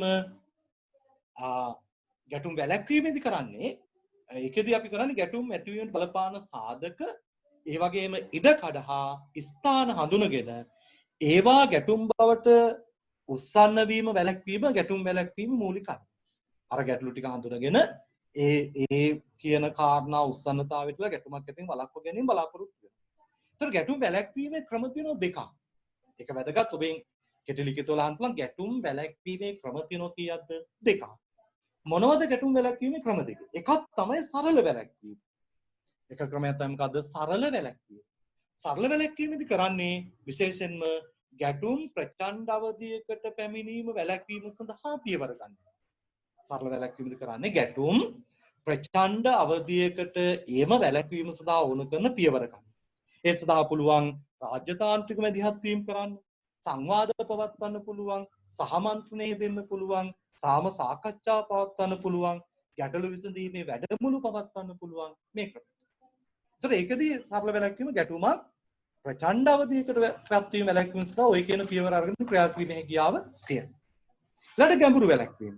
ඒතර ගැඹුරු වැළැක්වීමෙදි වෙන්නේ ගැටුමට පාදක වෙන මූලික හේතු සාධක හොයලා ඒවාට විසඳුම් ලබා දී ගැටුම් ඇතිවීම ඉඩකඩ වැළැක්වීම. අතන්දි බලාපු සරල වැළැක්වීමද කරන්නේ ප්‍රචණ්ඩත්වය ගැන එක වළක්ව ගන්න. හැබැයි ගැඹුරු වැළැක්වීම ඊට වඩා වෙනස්. ඒකෙදි කරන්නේ ගැටුම සඳහා මූලික වෙච්ච හේතු සාධක සොයාගෙන ඒවාට පිළියම් සැපීම කරනවා ගැඹුරු වැළැක්වීම තුළදී. ඒ සඳහා පුළුවන් ආර්ථික දේශපාලන ප්‍රතිසංස්කරණ ඇති කරන්න, සංවර්ධන ක්‍රියාමාර්ග අනුගමනය කරන්න, ආදායම් යලි බෙදා හැරීමේ ක්‍රියාමාර්ග අනුගමනය කරන්න, සුබ සාධන ප්‍රතිපත්ති ක්‍රියාත්මක කරන්න, දේශපාලන ආයතන ගොඩනගන්න පුළුවන්කම තිබෙනවා. ඒතර පුළුවන් ගැටුම් වළක්ව ගන්න. පැහැදිලිනේ? ඒතර ගැටුම් වැළැක්වීම ක්‍රම දෙකයි. ඒ සරල වැළැක්වීම සහ ගැඹුරු වැළැක්වීම. සරල වැළැක්වීමේදී කරන්නේ ඇති වෙලා තියෙන ගැටුම් ප්‍රචණ්ඩත්වයට යන එක වළක්වන එක. ගැඹුරු වැළැක්වීමේදී කරන්නේ ගැටුම සඳහා තුඩු දුන්නු හේතු හොයලා ඒකට ඕන කරන විසඳුම ලබා ගන්න. ඒතර ඒක දිගු කාලීන ක්‍රියාවලියක් වෙන්න පුළුවන්. මොකද අපිට සිද්ධ වෙනවා ආර්ථික දේශපාලන ප්‍රතිසංස්කරණ කරන්න, සංවර්ධන ක්‍රියාමාර්ග අනුගමනය කරන්න, ආදායම් යලි බෙදා හරින ක්‍රමයක් හදන්න, සුබ සාධන ප්‍රතිපත්ති හදන්න, දේශපාලන ආයතන ප්‍රවාහ හදන්න. ඒ සමහරවිට ගැටනෝනේ අපි දන්නවා අපි එහෙම හදපු ගාන පළාත් සභා ක්‍රම. උතුරු නැගෙනහිර පැවතුණු ජනමාර්ගික අර්බුදයට දේශපාලන විසඳුමක් විදිහට අන්න පළාත් සභා ක්‍රමයේ 1987 ගේන්නේ. 13 වෙනි වසර සංශෝධනය කරනවා. අන්න ඒ වගේ. ඒතකොට ඒක දිගු කාල ක්‍රියාවලියක් තමයි ගැඹුරු වැළැක්වීම කියලා කියන්නේ. පැහැදිලි. ඒතකොට ගැටුම් වැළැක්වීම පියවර දෙකයි. මොකද පියවර දෙක සරල වැළැක්වීම සහ ගැඹුරු වැළැක්වීම. තුන්වෙනි ගැටුම් සමතන ක්‍රියාවලිය තුන්වෙනි කාරණය තමයි මොකද? ගැටුම් කළමනාකරණය. තුන්වෙනි පියවර මොකද්ද? ගැටුම් කළමනාකරණය. ඒතකොට ගැටුම් කළමනාකරණය ආකාර දෙකකට කරන්න පුළුවන්. එකක් තමයි ගැටුමක් සම්පූර්ණයෙන්ම විසඳීම දුෂ්කර වෙච්ච කල්ගත වෙන ක්‍රියාවලියක් වුණාම ගැටුමේ ප්‍රචණ්ඩත්වය සහ විනාශකාරී ප්‍රතිඵල පාලනය කරලා ඒ ගැටුමේ ව්‍යාප්තියේ පරිමාව ගැටුමේ තීව්‍රතාවය සීමා කිරීම තමයි කළමනාකරණයෙන් බලාපොරොත්තු වෙන්නේ. පැහැදිලිද? මොකද බලාපොරොත්තු වෙන්නේ? ගැටුම සම්පූර්ණ විසඳීම ඉතාම අමාරුයි. එහෙනම් දැන් මොකද කරන්න ඕන? අන්න පුළුවන් ගැටුමේ ප්‍රචණ්ඩත්වය හා විනාශකාරී ප්‍රතිඵල පාලනය කරන්න පුළුවන්. මේක ව්‍යාප්ත වීමේ පරිමාව අඩු කරන්න පුළුවන්. තීව්‍රතාවයේ සීමා කිරීමේ හැකියාව තිබෙනවා. ඊට පස්සේ ගැටුමට පාදක මූලික හේතු වල විසඳුම් සෙවීමට මෙතනදී උත්සාහ ගන්නේ නැහැ. මෙතන කරන්නේ මොකද්ද? ගැටුම් සලකුණු ලබන්නේ නිෂේධනීය ප්‍රතිඵල ඇති කරන්නක් විදිහට සලකලා ඒ නිෂේධනීයතාවයන් වැළැක්වීමට ඕන කරන පියවර ගන්නවා විතරයි පළවෙනි අවස්ථාව. දෙවෙනි අවස්ථාවේදී වෙන්නේ විශේෂයෙන්ම සමාජයේ එකිනෙකට වෙනස් අපේක්ෂාවන් අරමුණු අතර ගැටුමක් ඇති වෙලා තියෙන අවස්ථාවකදී ඒ ගැටුම ප්‍රජාතන්ත්‍රවාදී සාමකාමී රාමුවක් තුළ විශේෂම සංවාද සාකච්ඡා මාධ්‍යයෙන් ගැටුම විසඳා ගැනීම සඳහා පියවර ගැනීමේ හැකියාව තියෙනවා. විශේෂයෙන්ම මේ අවස්ථා දෙකේදීම බලාපොරොත්තු වෙනවා මේ ගැටුම මහා අර්බුදයක් බවට පත් වෙන එක වළක්වා ගන්න. පැහැදිලිව කළමනාකරණය අවස්ථා දෙකයි. එකක් තමයි ගැටුම ඇතුළත විසඳ ගන්න බැරි මට්ටම තියෙනකොට ඒ හරහා සිදුවන විශේෂයෙන්ම නිෂේධනීය ප්‍රතිඵල ටික වළක්ව ගන්න උත්සාහ කරනවා. විශේෂයෙන්ම ගැටුම මහා ගැටුමක් බවට පත් වෙන එක වළක්ව ගන්න උත්සාහ කරනවා. ඒකේ ව්‍යාප්තිය සීමා කරන්න උත්සාහ කරනවා. නිෂේධනීය ප්‍රතිඵල අඩු කරන්න පුළුවන් තරම් උත්සාහ කරනවා. ඊළඟ අවස්ථාවේදී මේක නිෂේධනීය එකක් නෙවෙයි කියලා සලකලා විශේෂයෙන්ම මේ එකිනෙකාට වෙනස් අපේක්ෂා අරමුණු පදනම් වෙලා ඇති වෙච්ච එකක් කියන කාර්යය පදනම් කරගෙන ඒක ප්‍රජාතන්ත්‍රවාදී ක්‍රමයෙන් සාකච්ඡාවෙන් සංවාදයෙන් විසඳ ගැනීම සඳහා අවශ්‍ය කරන පියවර ගන්න උත්සාහ කරනවා. හතරවෙනි අවස්ථාව තමයි මොකද්ද? ගැටුම් පරිවර්තනය. හතරවෙනි අවස්ථාව මොකද්ද? ගැටුම් පරිවර්තනය. તો ගැටුම් පරිවර්තනයේදී බලාපොරොත්තු වෙන්නේ විශේෂයෙන්ම සාධනීය ලෙස ගැටුම සමතේපත් කිරීමේදී givisුමක් හෝ එක් පාර්ශ්වයක් ජය ගැනීමෙන් පමණක් අත් කරගත අරමුණක් නෙමෙයි පරිවර්තන බලාපොරොත්තු වෙන්නේ. ඒක දැන් ගැටුමක සාමාන්‍ය අපේක්ෂාව තමයි එක පාර්ශ්වයක් පරාජයටපත් කළ අනිත් පාර්ශ්වයේ පමණක් ජයග්‍රහණයපත් වීම. මේක නෙමෙයි මේක ඉලක්කය වෙන්නේ. විශේෂයෙන්ම ගැටුමේ පරිවර්තනයේදී බලාපොරොත්තු වෙන ගැටුම තුලම ගැටුම වළක්ව ගන්න ඕන කරන පියවර ගන්න. එහිදී විශේෂයෙන් පීටර් වොලන්ස්ටයින් සඳහන් කරනවා ගැටුමේ පරිවර්තනය කියලා කියන්නේ ගැටුමේ ඓතිහාසික ක්‍රියාවලියදී ලැබෙන ඉගෙනුම් සම්භාරයේ ප්‍රතිඵලයක්. කියන්නේ ගැටුම කාලයක් තිස්සේ පවත්වාගෙන ඇවිල්ලා ඒ ගැටුම තුල ලැබපු ඉගෙනුම් සම්භාරයේ ප්‍රතිඵලයක් විදිහට තමයි ගැටුම් පරිවර්තනය වෙන්නේ කියලා. සාර්ථක ලෙස සිදුවන ගැටුම් පරිවර්තනයක් කියලා කියන්නේ යුද්ධය අතරතුර නැවත ඇති නොවන ආකාරයට ගැටුමේ පාර්ශවකරුවන් ගැටුමට තුඩු වෙලා තියෙන හේතු ටික ඒක නිමිති කියලා කියනවා. සහ ගැටුමේ අපේක්ෂිත අරමුණු වෙනස් කරගන්න. ගැටුමේ අනාතරෙම ගැටුමේ නිමිත්තයි ගැටුමේ අරමුණයි වෙනස් කරගන්න. එතකොට ගැටුම සාධනීය විදිහට සමතනයපත් කිරීමේ අලුත් අවකාශය සඳහා විවෘත වෙනවා. ඒ අනුව විශේෂයෙන් පරිවර්තනයන් කිහිපයක් කරගන්න පුළුවන්. එතකොට ගැටුමේ අනාතරෙම ගැටුම නැවත ඇතිවීම වළක්ව ගන්න ඒ ගැටුමේ අරමුණ සහ ගැටුමට සුදුසු දෙන හේතු ටික වෙනස් වීම තමයි අපි පරිවර්තනය කියලා කියන්නේ. ඒතර පරිවර්තනය කරගන්න පුළුවන් අවස්ථා කිහිපයක්. එකක් තමයි පාර්ශවකරුවන් පරිවර්තනයටපත් වීම. ගැටුමට සම්බන්ධ පාර්ශවකරුවන් වෙනස් කර ගැනීම. එතකොට සමහරලාට අපි දන්නවා ඒ ආණ්ඩුවක් තියෙද්දි ගැටුමක් ඇති වෙනවා. සමහරට ඊළඟ අවුරුදු 5ක් යනකොට වෙන ආණ්ඩුවක් ඵලයටපත් වෙනවා. එතකොට අන්න ආණ්ඩු සහ ආණ්ඩුවේ නායකයන් වෙනස් වෙනවා. ඔවුන් ගැටුම් පිළිබඳ දක්වන ආකල්ප වෙනස් වෙන්න පුළුවන්. පැහැදිලිද? ඒ නිසා ඒ හරහා ගැටුමට බලපෑමක් ඇතිවලා ගැටුම නැතිවීමේ ඉඩකඩ නැත්නම් ගැටුම පරිවර්තනයට ලක් කර ගැනීමේ හැකියාව තිබෙනවා. ඊළඟ නිමිති හා න්‍යාය පත්‍රවල පරිවර්තනය. මේක ඇතුළේ අපි කරන වැඩක් තමයි නිමිති සහ න්‍යාය පත්‍රවල පරිවර්තනය. විශේෂයෙන්ම එතනදි බලාපොරොත්තු වෙන්නේ උපරිමවාදී අරමුණු වෙනුවට අතරමඟ සමාදානයේ ඉඩ සලසන අරමුණු මතුවීම හා ඒකපාර්ශ්වික ජයග්‍රහණ වෙනුවට හවුල් සමාදාන ජයග්‍රහණ සඳහා ඉඩකඩ මේ හා මතුවේ. ඒ කියන්නේ එතෙක් ගැටුම ඇති කරගන්න හදාගත්ත සාධක වෙනස් කරගන්න. ඒ න්‍යාය පත්‍රය වෙනස් කරගන්න. තුන්වෙනි පරිවර්තනය තමයි ගැටුමේ නීති රීති පරිවර්තනය වෙනවා. ඒක විශේෂම සිද්ධ වෙන්න පුළුවන් ගැටුම හා සම්බන්ධ පාර්ශවකරුවන්ගේ චර්යාවේ සිදුවෙන වෙනස්කම් තමයි මේකෙන් බලාපොරොත්තු වෙන්නේ. ඊළඟට ව්‍යුහමය පරිවර්තනයක් ඇති වෙන්න පුළුවන්. විශේෂම ගැටුම සමස්ත ව්‍යුහය, ගැටුමේ සමස්ත අරමුණ, නිමිති, චර්යාව, පාර්ශව මේ ඔක්කොම ටික සමහරට පරිවර්තනලා ගැටුම වෙනස් වෙන්න පුළුවන්. ඒතකොට ගැටුම පරිවර්තනයක් ඇති වෙන්න පුළුවන් ගැටුමේ අනාතරේ ගැටුම ආරම්භ කරපු විදිය වෙනස් වෙනවා. ඒකනේ පරිවර්තනය කියලා කියන්නේ. ඒතකොට මේ පරිවර්තන සිදුවන අවස්ථාව තමයි සමහරට පාර්ශවකරු පරිවර්තනය නිසා ගැටුම වෙනස් වෙන්නේ. ආරම්භ කරද්දී හිටිය පාර්ශවකරුනේ අවස්ථානයේදී. ඊළඟ නිමිති හා න්‍යාය පත්‍රවල පරිවර්තන වෙන්න පුළුවන්. ගැටුමේ නීති රීති පරිවර්තන වෙන්න පුළුවන්. අන්තිමට සමස්ත ව්‍යුහයම. ඒ කිව්වේ නිමිති අරමුණු චර්යා පාර්ශ්ව මේ සියල්ල පරිවර්තන වීම නිසා ගැටුම සමතයකටපත් වෙන්න පුළුවන්. ඊට පස්සේ පස්වෙනි අවස්ථාව තමයි පශ්චාත් ගැටුම් සාමය ගොඩ නැගීම. ඒ කිව්වේ ගැටුමෙන් පස්සේ කොහොම සාමය ඇති කරන්නේ? දැන් ගන්න ගැටුම අපි හිතමුකෝ පරිවර්තනයට ලක් වුණා කියලා වෙනස් වුණා කියලා. ගැටුම කළමනාකරණය කරගත්ත කියලා. ගැටුම වළක්ව ගත්ත කියලා. නේද? ඒතර ගැටුම් වළක්ව ගන්න දැන් අපුවා පළවෙනි එක කල් තියා කල් තබා අනතුරු ඇඟවීම කරන. එතනදි කරන්නේ මොකද්ද? අපි ගැටුම සමතනය කරන්නේ කොහොමද කියන කාරණේ කතා කරනවා. කල් තබා අනතුරු ඇඟවීම මේකෙදි වෙන්නේ වේලාසන ගැටුම ඇතිවීමට බලපාන හේතු ටික හොයලා ඒ හේතු ටිකට ඕන කරන පිළියම් යදුවම ගැටුමක් ඇති වෙන්නේ. ඊට ගැටුම් වළක්ව ගන්න. ගැටුම් වැළැක්වීම ක්‍රම දෙකයි.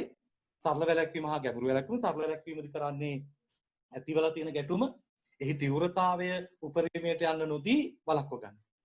ගැඹුරු වැළැක්වීමදී ඒක නෙවෙයි කරන්නේ පැහැදිලිව ගැටුමට දුරු දුන්න හේතු හොයලා ඒ හේතු වලට අවශ්‍ය කරන නියම පිළියම් යදීම බලාපොරොත්තු වෙනවා. ඊට පස්සේ අපි කොහොමද ගැටුම් කළමනාකරණය කරනවා. කළමනාකරණයේදී විශේෂයෙන්ම ඒකත් ආකාර දෙකකට සිදුවන එක අවස්ථාවකදී වෙනවා ගැටුමේ ප්‍රචණ්ඩත්වයේ විනාශකාරී ප්‍රතිඵල උපරිමයට අනේක වළක්ව ගන්න ඕන කරන පියවර ගන්න පළවෙනි. ඊළඟ තමයි විශේෂයෙන්ම මේ එකිනෙක අතර නොපෑහෙන අරමුණු නිසා හටගත් ගැටුමක් කියන පදනම් කරගෙන සාමකාමී ක්‍රමවේදයක් කරා ප්‍රජාතන්ත්‍රවාදී ක්‍රමවේදයක් කරා ගැටුම කළමනාකරණය කළ නවත්ත ගන්න උත්සාහ කරනවා. ඒක ගැටුම් පරිවර්තනය විශේෂයෙන් මේකෙදි වෙන්නේ ගැටුම යන අතරේ ගැටුමේ නිමිති අරමුණු ටික වෙනස් කරලා ගැටුම පරිවර්තනයට නැති කරන්න ගා ගන්නවා. එතෙන්දී මේ පරිවර්තන සිදු වෙක අවස්ථා හතරක් තියෙනවා. එක්කෝ පාර්ශ්ව පරිවර්තනය වෙන්න පුළුවන්. නැත්නම් නිමිති හා න්‍යාය පත්‍ර පරිවර්තනය වෙන්න පුළුවන්. ගැටුමේ නීති රීති පරිවර්තනය වෙන්න පුළුවන්. ව්‍යුහමය පරිවර්තනයක් වෙන්න පුළුවන්. පශ්චාත් ව්‍යුහමය පරිවර්තනයක් වීමේ කියාව තියෙනවා. දැන් අපි යනවා මොකද පශ්චාත් සාමය ගොඩනැගීම. දැන් කොහොමද ඔය ක්‍රම හරහා ගැටුම වළක්ව ගත්තට පස්සේ නවත්තගත්තට පස්සේ සාමය ගොඩනගා ගන්න මොනවද කරන්නේ? ඒතර මේක විශේෂයෙන්ම සාමගිය උස්මක් අත්සන් කිරීම හෝ යුද්ධය අවසන් කිරීම හෝ ගැටුම් සමතනය සඳහා සපයන අත්‍යවශ්‍ය පූර්ව කොන්දේසියක් පමණයි. හරිනේ. ඒතර මේ ගැටුම සාමගිය උස්මකින් හෝ යුද්ධයකින් කෙලවරුවාම ගැටුම ඉවර නෑ. ඊට පස්සේ මතුවන අභියෝගය තමයි නැවත ගැටුමක් ඇති නොවන පරිදි ගැටුම සඳහා පාදක වෙච්ච හේතුවට සාධනීයව ආමන්ත්‍රණය කරන්නේ කොහොමද? එහෙම කරමින් ආර්ථික හා දේශපාලන ප්‍රතිසංස්කරණ සිදු කරන්නේ කොහොමද කියන ප්‍රශ්නේ. පැහැදිලිද? යුද්ධයකින් ගැටුම කෙලවර වෙන්න පුළුවන්. දැන් අපේ රටේ යුද්ධෙන් කෙලවර වුණා. නේද? ඊට පස්සේ එහෙම නැත්නම් සාමගිය උස්මකින් කෙලවර වෙනවා. හැබැයි එහෙම අවසන් වුණාට ගැටුම අවසන් නැහැ. ඒක පූර්ව කොන්දේසියක් විතරයි. එතකොට ඒක සම්පූර්ණයෙන්ම ගැටුම නවත්ත ගන්න නම් නැවත ගැටුම් ඇතිවීම වළක්ව ගැනීම සඳහා පියවර ගන්න. ඒක අපි කියන පශ්චාත් සාමය ගොඩනැගීම. ඒතර එතනදී විශේෂයෙන්ම ලොකු අභියෝගයක් තියෙනවා නැවත ගැටුම් මතුවන වෙන්න අර ගැටුම සඳහා පාදක වෙච්ච හේතු හොයාගෙන ඒවාට ඕන කරන ආර්ථික දේශපාලන ප්‍රතිසංස්කරණ ඇති කරන්න. හරිද? එතකොට එතනදී විශේෂයෙන්ම විවිධ ක්‍රියාවන් කරන්න වෙයි. පුනරුත්ථාපනය කරන එක, සමාජ නැවත ගොඩනගන එක, ප්‍රතිසංවර්ධනය කරන එක, ප්‍රජාවන් හා රාජ්‍ය අතර සංහිඳියාව ගොඩනගන එක පශ්චාත් සාමය ගොඩනැගීමේ කාර්යයටයි. අපිත් එහෙමනේ. අපි උතුරු වසන්තය අරන් ගිහිල්ලා, නැගෙනහිර නවෝදය අරන් ගිහිල්ලා විවිධ දෑ කරලා ඒ ප්‍රදේශයේ මිනිස්සුන්ට ගැටුමට අනේකේ තේරුමක් නැහැ. මේ පහුගිය 30 වසර තුල අපිව මම්මුලා කරලා තියෙනවා. මේ ගැටුම කියලා කියන්නේ වැඩකට ඇති එකක් නෙවෙයි. ඒකෙන් නෙවෙයි Tamanට තමන්ගේ අරමුණු ඉලක්ක දිනා ගන්න පුළුවන්. තමන්ගේ සමාජ ආර්ථික දේශපාලන ඉලක්ක දිනාගත හැකි කියන කාරණේ උන් තුළ ඇති කරන්නේ. ඇති කරලා නැවත උන් ගැටුමකට අනේක වලක්වන. දැන් අපි මේ දවස්වල සාකච්ඡා කරන කාරණේ තමයි මොකද්ද? නැවත ගැටුමකට යන්න එඩිට් සංවිධානයේ යම් පාර්ශව සංවිධානගතව ඉන්නවාද කියන සැකය මේ වෙනකොට මතුවලා තියෙනවා. මොකද එහෙම යම් කොන්දේසි හමු වෙමින් තියෙනවා. ඒ නිසා අපේක්ෂා කරනවා. ඒතර ඒකෙන් කියන්නේ අර පශ්චාත් සාමය ගොඩනැගීමේ කාර්යය හරි විදියට ඉටු නොවුනා කියන කාරණේ. ඒතර එහෙම කරගත්තේ නැත්නම් ගැටුම් සමතනය කරන්න බැහැ. අන්න දැන් ගැටුම් අපි එකකෝ පරිවර්තනය කරගත්තා නැත්නම් කළමනාකරණය කරගත්තා නැත්නම් මලක්ව ගත්තා. කියලා අපි කල්තබා අනතුරු ඇඟවීම කරගත්තා. හැබැයි එහෙම කරගෙන අපි පශ්චාත් සාමය ගොඩනැගීමේ කාර්යයක් කරා. ඒකට ඕන කරන වැඩ පිළිවෙල කරාම ගැටුම් සමතනය 6 වෙනි අවස්ථාව. ඒ තමයි ගැටුම් සමතනය කියලා කියන්නේ මොකක්ද? ගැටුම යලි ඇති නොවන පරිදි එහි මූලික හේතු වලට වගේම ගැටුම් සිදු වෙද්දි මතුවෙච්ච ගැටලු තියෙනවා. දුක් ගැන වෙද්දි තියෙනවා. නේද? ගැටුම ආරම්භ වෙච්ච හේතු තියෙනවා. හැබැයි ගැටුම පවත්වගෙන යද්දි ගැටුම අරන් යද්දි මතුවෙච්ච දුක් ගැනීරු තියෙනවා. මෙන්න මේවාට ආමන්ත්‍රණය කරන්න. එසේ කරමින් සාමය ගොඩනැගීමේ ක්‍රියාවලියක් ඇති කිරීම මෙන්න මේ ආකාරයට ගැටුම් සමතන ක්‍රියාවලිය සිදු කළ හැකි කියලා තමයි සාකච්ඡා කරන්නේ. පැහැදිලිද? ඒතර අපි කතා කරේ කොහොමද ගැටුම් සමතන ක්‍රියාවලිය වෙන්නේ කියලා. ඊට පස්සේ අපි ගැටුම් සමතන මාධ්‍යයන් පිළිබඳ සාකච්ඡා කරන්න. ඊට පස්සේ කතා කරමු මොකද්ද? ගැටුම් සමතන මාධ්‍ය පිළිබඳ. හරිද? ඒතර මම ආපහු අද දවසේ කතා කරපු විදිහට ආපහු මම යනවා. ඒකට හේතුව තමයි අපි ලබන සතියේ මේක ඉවර වෙනවා. ඔබට දැන් මම ඉවර නැහැ පාඩම මතක් කරන්නේ විශේෂයෙන්ම ඊළඟ නිබන්ධනය එන ලබන සතිය මම කියන්න ලබන සතිය නෙවෙයි ඊළඟ සතිය දෙනවා. ඒ නිබන්ධනයේ ගද්දි 7 වෙනි පාඩම තමයි ඒකේ සඳහන් වෙන්නේ. ඒක ඔබ ලබා ගන්න ඒකට ආයි මුදල් ගෙවීමක් කරන්න ඕනේ නැහැ. මම නැවත කියනවා මේ ඔබ මේ නිබන්ධනයේ මුදල් දීලා ගත්තා නම් ඒක අදාළ වෙන දෙසැම්බර් මාසයේ සඳහා. මේ මාසේ නිබන්ධන 5ක් දුන්නොත් 5ටම ආයි සල්ලි දෙන්න අවශ්‍යතාවයක් නැහැ. යම් හේකින් පන්ති කාමරය තුල පන්ති පටන් ගත්තොත් ඔබ මේ නිබන්ධන ලබා ගද්දී මුදල් ගෙවලා දුන්නොත් ආයි පන්ති කාමරය තුල මුදල් දෙන්න අවශ්‍යත් නැහැ. ඒකත් අවධානය කරන්න ඕන මම මේක සඳහන් කරන්නේ.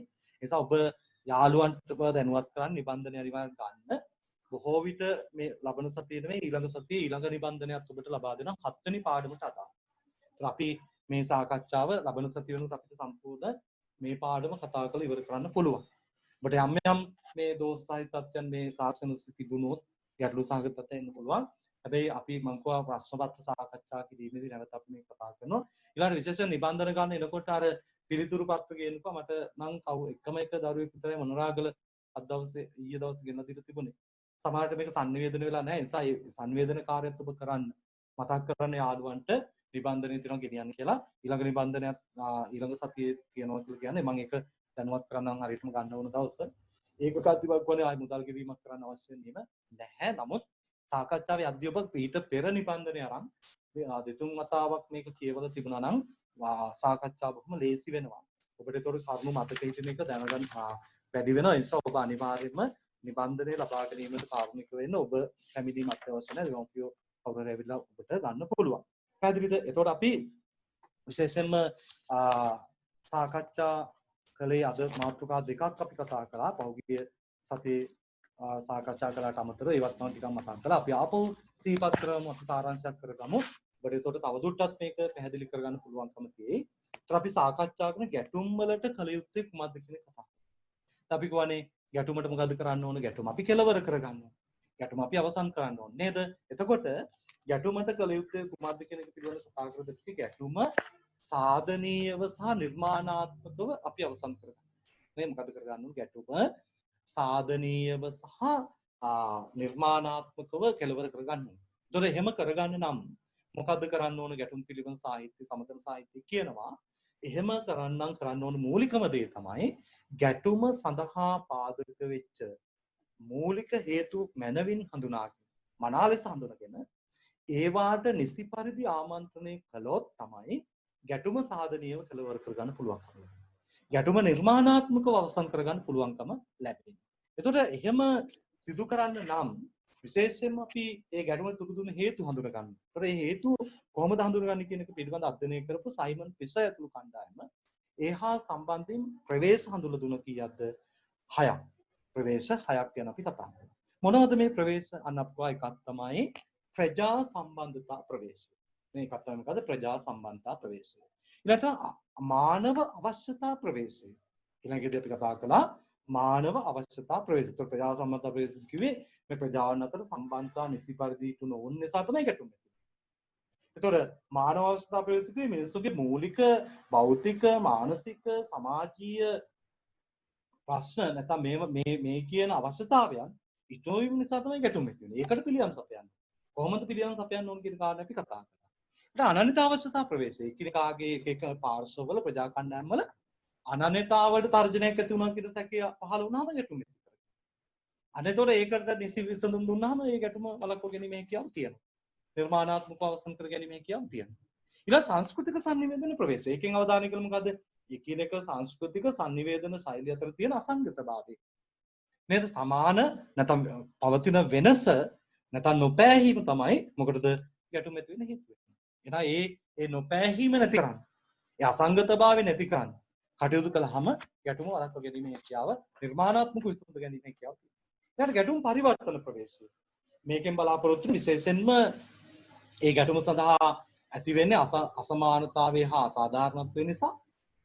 එතකොට ඒ අසමානතා හා අසාධාරණතා ඇති වෙලා තියෙන සමාජාර්ථික දේශපාලන සංස්කෘතික ව්‍යුහයන් පරිවර්තනය කරන්න.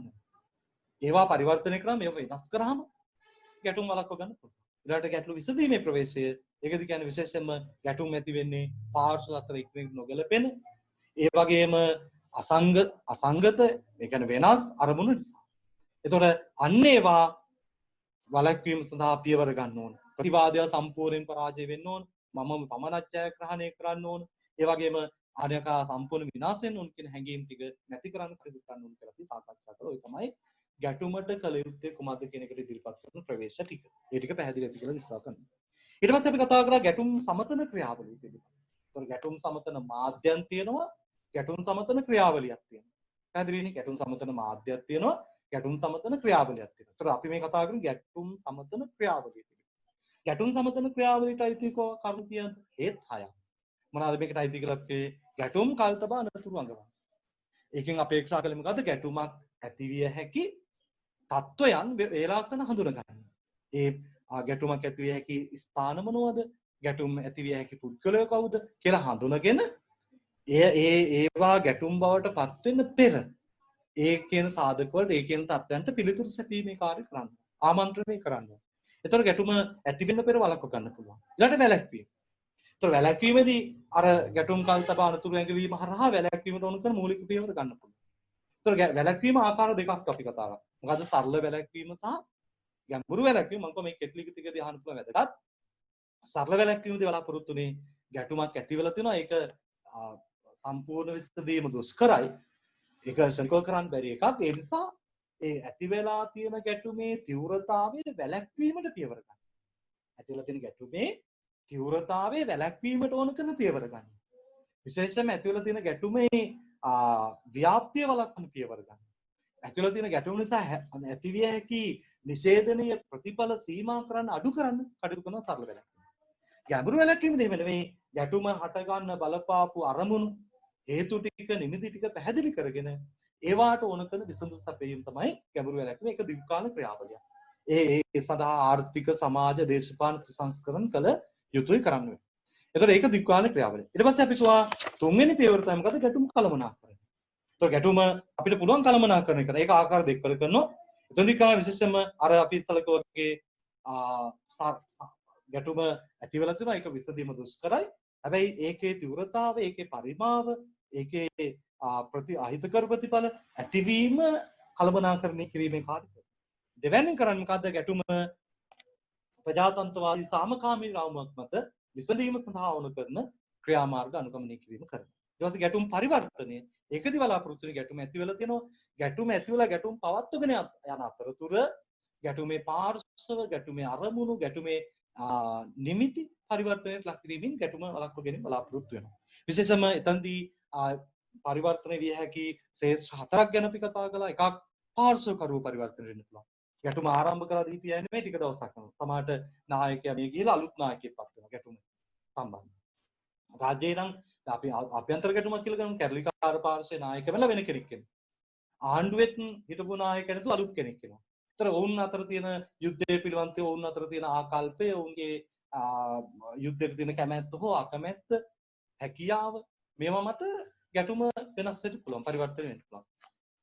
ඊළඟ බලාපොරොත්තු වෙනවා නිමිති හා න්‍යාය පත්‍රවල. ගැටුම ඇති වෙන බලපාපු අරමුණ, ඒ න්‍යාය පත්‍ර වල ගැටුම පවත්වන අතරතුර යම් යම් පරිවර්තන ඇති වෙන්න පුළුවන්, වෙනස්කම් ඇති වෙන්න පුළුවන්. ඒ ගැටුම නවතින හේතු වෙනවා. පැහැදිලිද? ඊළාට ගැටුමේ නීති රීති පරිවර්තන වෙන්න පුළුවන්. විශේෂයෙන්ම ආයේ ගැටුම් පවත්වන ගිය ක්‍රමය, ඒ චර්යාව වෙනස් වෙන්න පුළුවන්. ඊළාට ගැටුම සම්පූර්ණ ව්‍යුහයෙන් පරිවර්තනය වෙන්න පුළුවන්. ඒතකොට එතනදී විශේෂයෙන්ම අපි කියවා නිමිති, අරමුණු, චර්යා, පාර්ශ්ව මේ සියල්ල පරිවර්තනය වෙලා ගැටුම නැති වෙලා යන්න පුළුවන්. දැන් ওই විදිහට අපි ගැටුම සමතනය කරගත්තට පස්සේ, වළක්ව ගත්තට පස්සේ ඊළඟට ලැබෙන අවස්ථාව තමයි මොකද්ද? පශ්චාත් ගැටුම් සාමය ගොඩනැගීම. අන්න දැන් ගැටුම අවසන්. අපි කියවා ගැටුමක් අවසන් ගැටුම නතර වීම ගැටුම සම්පූර්ණ නිමාවටපත් වීම නෙමෙයි. ඒක ගැටුම අවසන් වීම පූර්ව කොන්දේසියක් විතරයි. එතකොට ඊට පස්සේ තමයි මතුවෙන්නේ නැවත ගැටුම ඇතිවීම වළක්ව ගන්නේ කොහොමද? ඒ සඳහා කොහොමද මුහුණ දෙන්නේ? එතකොට ඒ සඳහා සමාජ ආර්ථික දේශපාලන ප්‍රතිසංස්කරණ සිදු කරන්න සිද්ධ වෙනවා. එතකොට විශේෂම ගැටුම් ඇති වෙච්ච ප්‍රදේශ සමාජය නැවත ගොඩනගන්න. මොකද ඒ ගැටුම් ඇති වෙච්ච ප්‍රදේශවල සමාජයේ බිඳ වැටිලා. භෞතික සම්පත් නැති වෙලා වෙන්න පුළුවන්. ඒතර ඒවා නැවත ගොඩනගා ගන්න ඕනේ. සමාජයේ ගොඩනගන මේ ප්‍රදේශ හදන්න. ගොඩනගා ගන්න ඕනේ. පුනරුත්ථාපන වැඩ පිළිවෙල කරන්න සිද්ධ වෙනවා. ගැටුමට සම්බන්ධ හිටිය සමහර කණ්ඩායම් අරන් ගිහලා වුන්ව ඒ ගැටුම්කාරී මානසිකත්වයෙන් අයින් කළා දාලා වුණ පුනරුත්ථාපනය කරන්න ඕනේ. ඊළඟට ප්‍රතිසංවර්ධනය කරන්න ඕනේ නැවත. අර කඩලා බිඳ වැටිච්ච ඒවා මන්මාවත් ඇලවේලි වෙන්න පුළුවන්. මේවා නැවත ප්‍රතිසංස්කරණය කරන්න ඕනේ. ප්‍රජාවයි රාජ්‍ය අතර සංහිඳියාව ගොඩනගා ගන්න ඕනේ. මෙන්න මේ දේවල් ටික කිරීම ගැටුම් පශ්චාත් ගැටුම් සාමය ගොඩනැගීමේ කාර්යයේදී කළ යුතුයි. ඊළඟට අපි කතා කරා ගැටුම් සමතනය. අන්න ගැටුම් සමතනයේදී බලාපොරොත්තු වෙන්නේ මොකද්ද? විශේෂයෙන්ම ගැටුම යලි ඇති නොවන පරිදි ගැටුමට මුල්ලා තුන හේතු ටික හා විශේෂයෙන්ම ගැටුම යනාතරේ ඇති වෙච්ච දුක් ගැනවි. ගැටුම යනාතරේ යම් යම් පත්වෙන තියෙන්න පුළුවන්. අන්න ඒවාට ආමන්ත්‍රණය කරමින් සිදු කරන සාමය ගොඩනැගීමේ ක්‍රියාවලියක් තමයි ගැටුම් සමතනයේදී බලාපොරොත්තු වෙන්නේ. ඔන්න ඔය කියන කාරණා ගැටුම් සමතන ක්‍රියාවලියට අයිති ඒවා විදිහට අපි සලකන ලබන නැත්නම් ගැටුම් සමතන ක්‍රියාවලියට අයිති. ඊට පස්සේ අපි යන්නේ මොකද්ද ගැටුම් සමතන මාධ්‍ය. ගැටුම් සමතන ක්‍රියාවලියේදී ප්‍රයෝජන ගන්න මූලික මාධ්‍යයන් තියෙන හතරක්. ගැටුම් සමතන ක්‍රියාවලියේදී භාවිතයට ගන්න මූලික මාධ්‍යයන් තියෙන හතරක්. එකක් තමයි සහමන්ත්‍රණය. ලියා ගන්න පුළුවන් අපිට. එකක් තමයි මොකද්ද? සහමන්ත්‍රණය. සහමන්ත්‍රණය. දෙවෙනි තමයි මැදිහත්කරණය. සහමන්ත්‍රණය පළවෙනි එක, දෙවෙනි එක මැදිහත්කරණය. තුන්වෙනි තමයි සාම කිවිසුම. සහමන්ත්‍රණය, මැදිහත්කරණය, තුන්වෙනි එක සාම කිවිසුම. හතරවැන්න සාමය ගොඩනැගීම. හතරවැන්න සාමය ගොඩනැගීම. පැහැදිලිද? ඒතර ගැටුම් සමතන මාධ්‍යයන් තුන කීයක්ද? හතරක්. ඒතර ගැටුම් සමතන ක්‍රියාවලි 6යි. ගැටුමට කළ යුතු ප්‍රවේශයක් තියෙනවා 6ක්. ඒතර ඔබට මම කියන්න කරුණු කිහිපයක් තියෙනවා. නේද? ප්‍රවේශයන් 6යි, ක්‍රියාවලි 6යි, මාධ්‍යයන් 4යි. පැහැදිලි? ගැටුම් සමතන මාධ්‍යයන් 4යි, ගැටුම් සමතන ක්‍රියාවලි 6යි. එතකොට ගැටුමේ ප්‍රවේශයක් තියෙනවා කීයක්ද? 6ක්. හරි. එතකොට මේ සැර විභාගෙදී මට අද ප්‍රශ්න පත්‍රයෙන් අමතක වුණා. විභාගෙදී ගැටුම් සමතන ක්‍රියාවලි 6න් දෙකක් ලියන්න තිබුණා වගේ තමයි මට පත්‍රේ. ගැටුම් සමතන ක්‍රියාවලිය අවධි 6කින් දෙකක් ලියන්න කියලා කෙටි ලිඛිතය කියනවා. පැහැදිලිද? එතකොට කෙටි ලිඛිතයේ එහෙම ප්‍රශ්නයක් අහුවා. එතකොට ඒ වගේ ඒවා අපි හඳුනගෙන තියාගන්න ඕන. ඒක වැදගත්. නිසා කෙටි ලිඛිත වල අහනවා මූලික කාරණා ටික අවදීන් ටික අනිවාර්යයෙන්ම ඔබ මතක තබා ගැනීම කළ යුතු වෙනවා. පැහැදිලිද? හරි. අපි සහමන්ත්‍රණය පිළිබඳ සාකච්ඡාවක් වෙන වෙනම අපිම හඳුන ගන්නවා. සහමන්ත්‍රණය පිළිබඳ කතා කළොත් සහමන්ත්‍රණය කියලා කියන්නේ අපට අන්‍යයන්ගෙන් ලබා ගැනීමට උවමනා දේ ලබා ගැනීම සඳහා යොදා ගන්නා මාධ්‍යය. එහෙමනේ අපි බොහෝ වෙනත් එක්ක කතා කරන්නේ ඒකටනේ. සහමන්ත්‍රණය කියන්නේ මොකටද? සාකච්ඡා කතා කරනවා. නේ අපිට අවශ්‍ය සමහර දේවල් ලබා ගන්න අපි තවත් අයත් එක්ක සාකච්ඡා කරනවා, කතා කරනවා. මේ අපිට සහමන්ත්‍රණය කියන එකේ මූලික අදහස් තමයි අන්‍යයන්ගෙන් ලබා ගැනීමට උවමනා දේ ලබා ගැනීම සඳහා යොදා ගන්නා මාධ්‍ය. මේ ගැන කතා කරනවා රොජර් ෆිෂර් සහ විලියම් යූරි. මේ දෙන්නගේ අදහසට අනුව සහමන්ත්‍රණය කියලා කියන්නේ ඔබ සහ අනෙක් පාර්ශ්ව අතර බෙදාගත හැකි පොදු අභිලාෂ මෙන්ම පටහැනි අභිලාෂද පවතින විට දෙපාර්ශ්ව අතර එකඟතාවයක් ඇති කර ගැනීමේ අරමුණු කොටගෙන සිදුවන සංනිවේදන හොමයි. මේ මොකක්ද සහමන්ත්‍රණය කියලා කියන්නේ?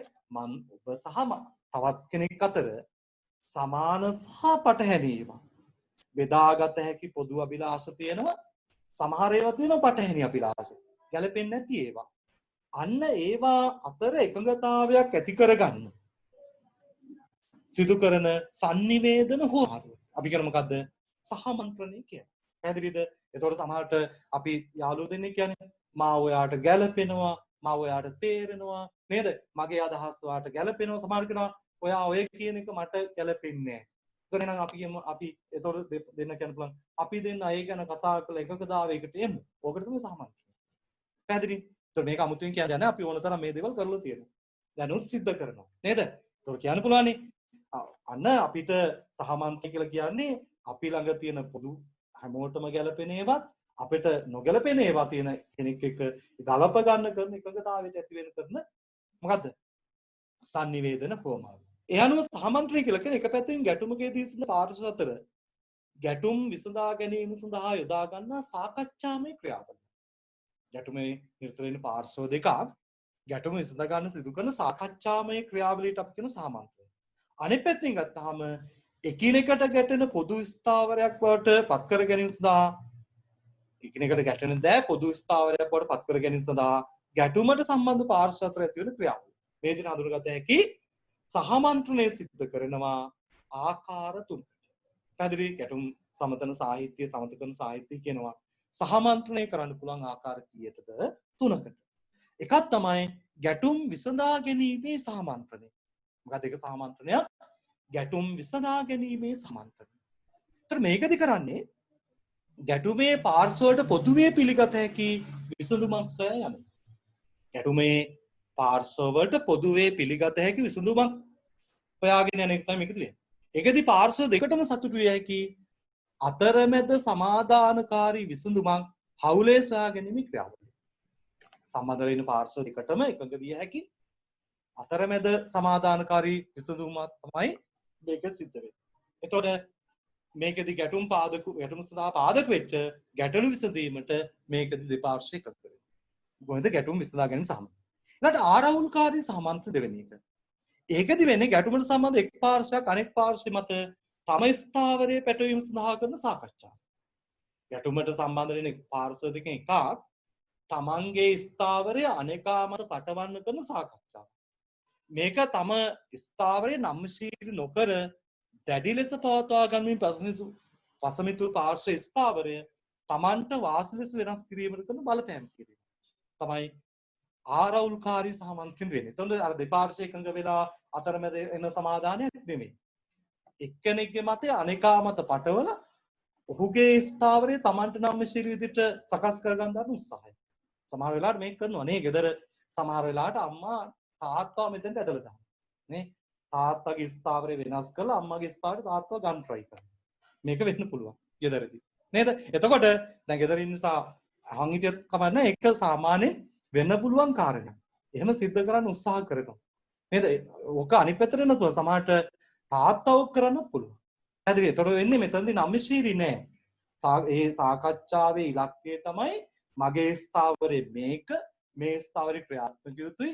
ඒ ස්ථාවරය ක්‍රියාත්මක වීම සඳහා අනෙකාගේ ස්ථාවරය කඩලා බිඳලා ඔහු මගේ පැත්තට නම්ශීලී කර ගැනීම තමයි ආරවුල්කාරී සහමන්ත්‍රණය සිදු කරන්න බලාපොරොත්තු වෙන්නේ.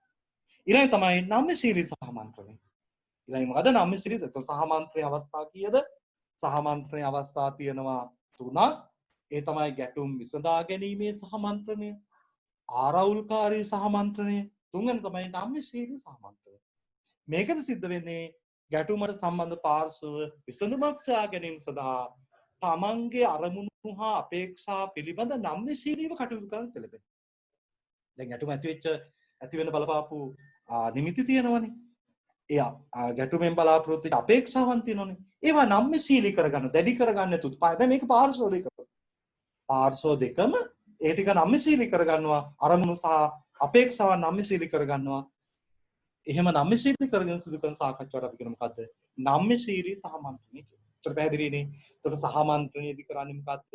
විශේෂයෙන්ම අපිට අන්‍යයන්ගෙන් ලබා ගන්න තියෙන දේවල් ලබා ගැනීම සඳහා යොදා ගන්නා මාධ්‍ය.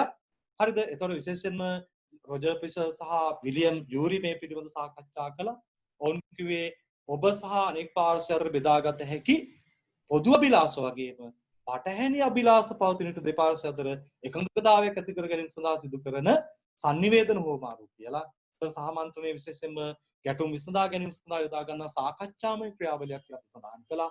ඒතර විශේෂයෙන්ම සහමන්ත්‍රණය ආකාර 3කට සිද්ධ වෙනවා කියලා අපි කිව්වා. ඒ තමයි ගැටුම් විසඳා ගැනීමේ සහමන්ත්‍රණය, ඊළඟට ආරවුල්කාරී සහමන්ත්‍රණය සහ නම්‍යශීලී සහමන්ත්‍රණය කියලා අපි සඳහන් කළා. ඊට පස්සේ අපි කතා කරනවා දෙවෙනි ක්‍රියා මාධ්‍ය. ඒ තමයි මැදිහත් කරන. දෙවෙනි මාධ්‍යය මොකද්ද? මැදිහත් කරන. මැදිහත් කරන කියන්නේ මොකටද අපි? විශේෂයෙන්ම ගැටුමට සම්බන්ධ පාර්ශ්ව අතර විවාදයට තුරු දීලා තියෙන නිමිති සම්බන්ධයෙන්, ඒ කියන්නේ හේතු කාරණා සම්බන්ධයෙන් දෙපාර්ශ්වයට පිළිගත හැකි निराකරණයක් ඇති කිරීමේ අරමුණින්. දෙපාර්ශ්වයට පිළිගත හැකි निराකරණයක් ඇති කිරීමේ අරමුණින් තුන්වෙනි පාර්ශ්වයක් මේක බාරගෙන අතරමැදි බාරගෙන සිදු කරන අතරමැදි ක්‍රියාකාරකම් තමයි කියන්නේ මොකද්ද? මැදිහත් කරන්නේ කියලා. පැහැදිලිද? එහිදී විශේෂයෙන්ම අවධි කිහිපයකින් මේ මැදිහත් කරන්නේ සිද්ධ වෙන්න පුළුවන්. එතකොට දෙපාර්ශ්වයක් අතර ගැටුමක් ඇති වෙලා තියෙනවා. ඒකට බලපාපු නිමිති තියෙනවා නැත්නම් හේතු සාධක තියෙනවා. මෙන්න මේවා දෙපාර්ශ්වයෙන් පිළිගත හැකි निराකරණයට අන්න මේ කියන අරමුණු විසඳ ගන්න තුන්වෙනි පාර්ශ්වයක් මැදිහත් වීමට අපි කියන මැදිහත් කරන්නේ කියලා. පැහැදිලිද? එතකොට මේක ක්‍රියාවලියක්. එකවර කරන්න පුළුවන් එකක් නෙමෙයි. එතකොට මේ ක්‍රියාවලිය අවධි කිහිපයක්. පළවෙනි එක තමයි මුලදී ගැටුම් පාර්ශ්ව අතර පණිවිඩකරුවෙක් විදිහට ක්‍රියා කරනවා. ගැටුම තුළ තියෙන අය අතර ඉස්සලම මේ මැදිහත් වෙන කරන්නේ මොකද්ද? පාර්ශ්වක පණිවිඩකරුවෙක් බවට පත් වෙනවා. නේද?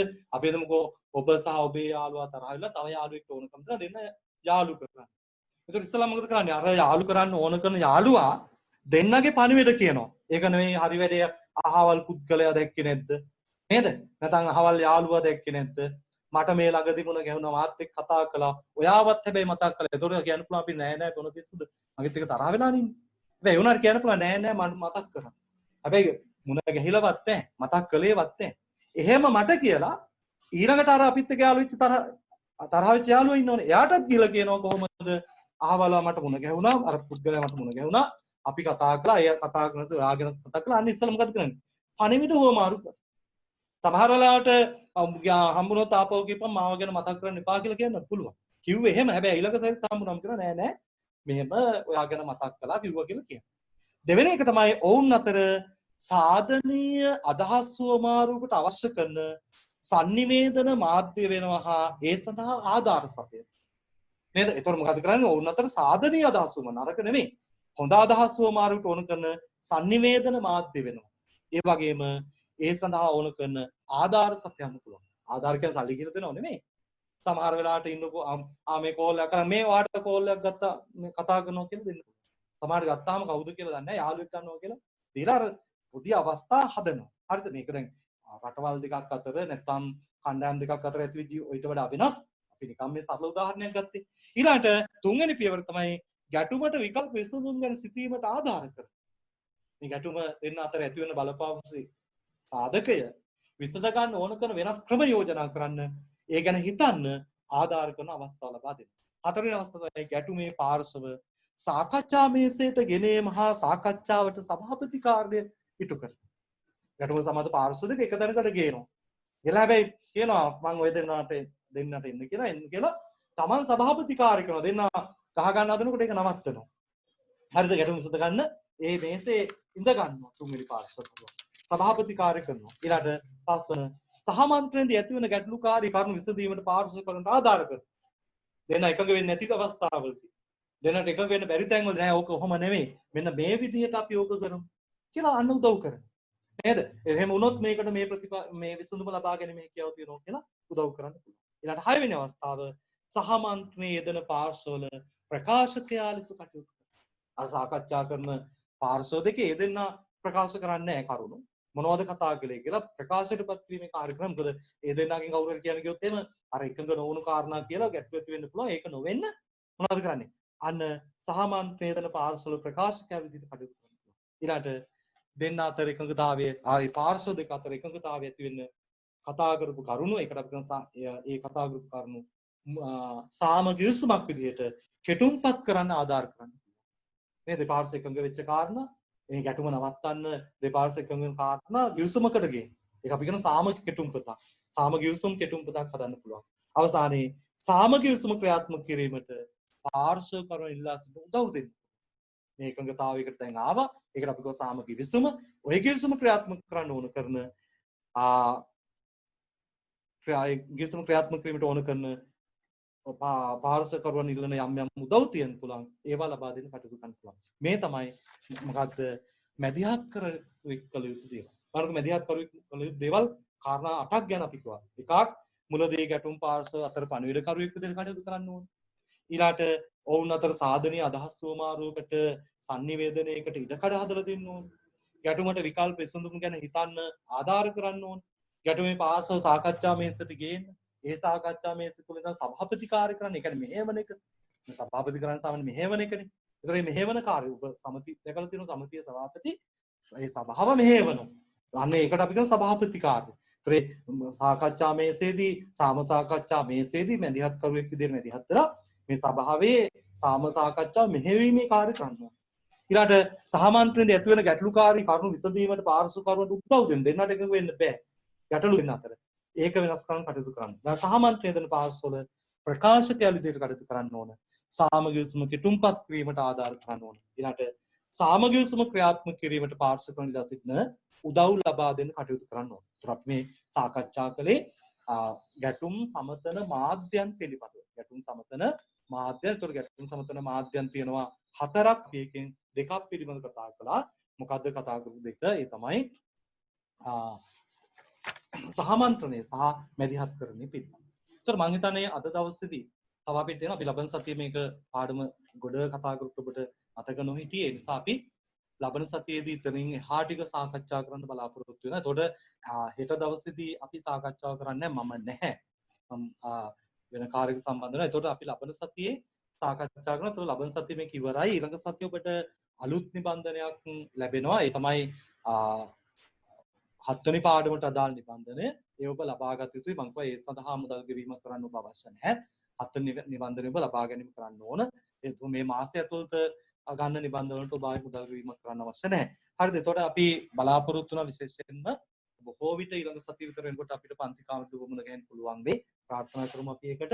එහෙම මුණ ගැහුණත් ගැටලුවක් නැහැ. මම කිව්වා ඔබ දැන් මේ නිබන්ධන මුදල් වලට ගන්නකම් පොඩි ප්‍රශ්නයක් ඇති කරගෙන ඇති.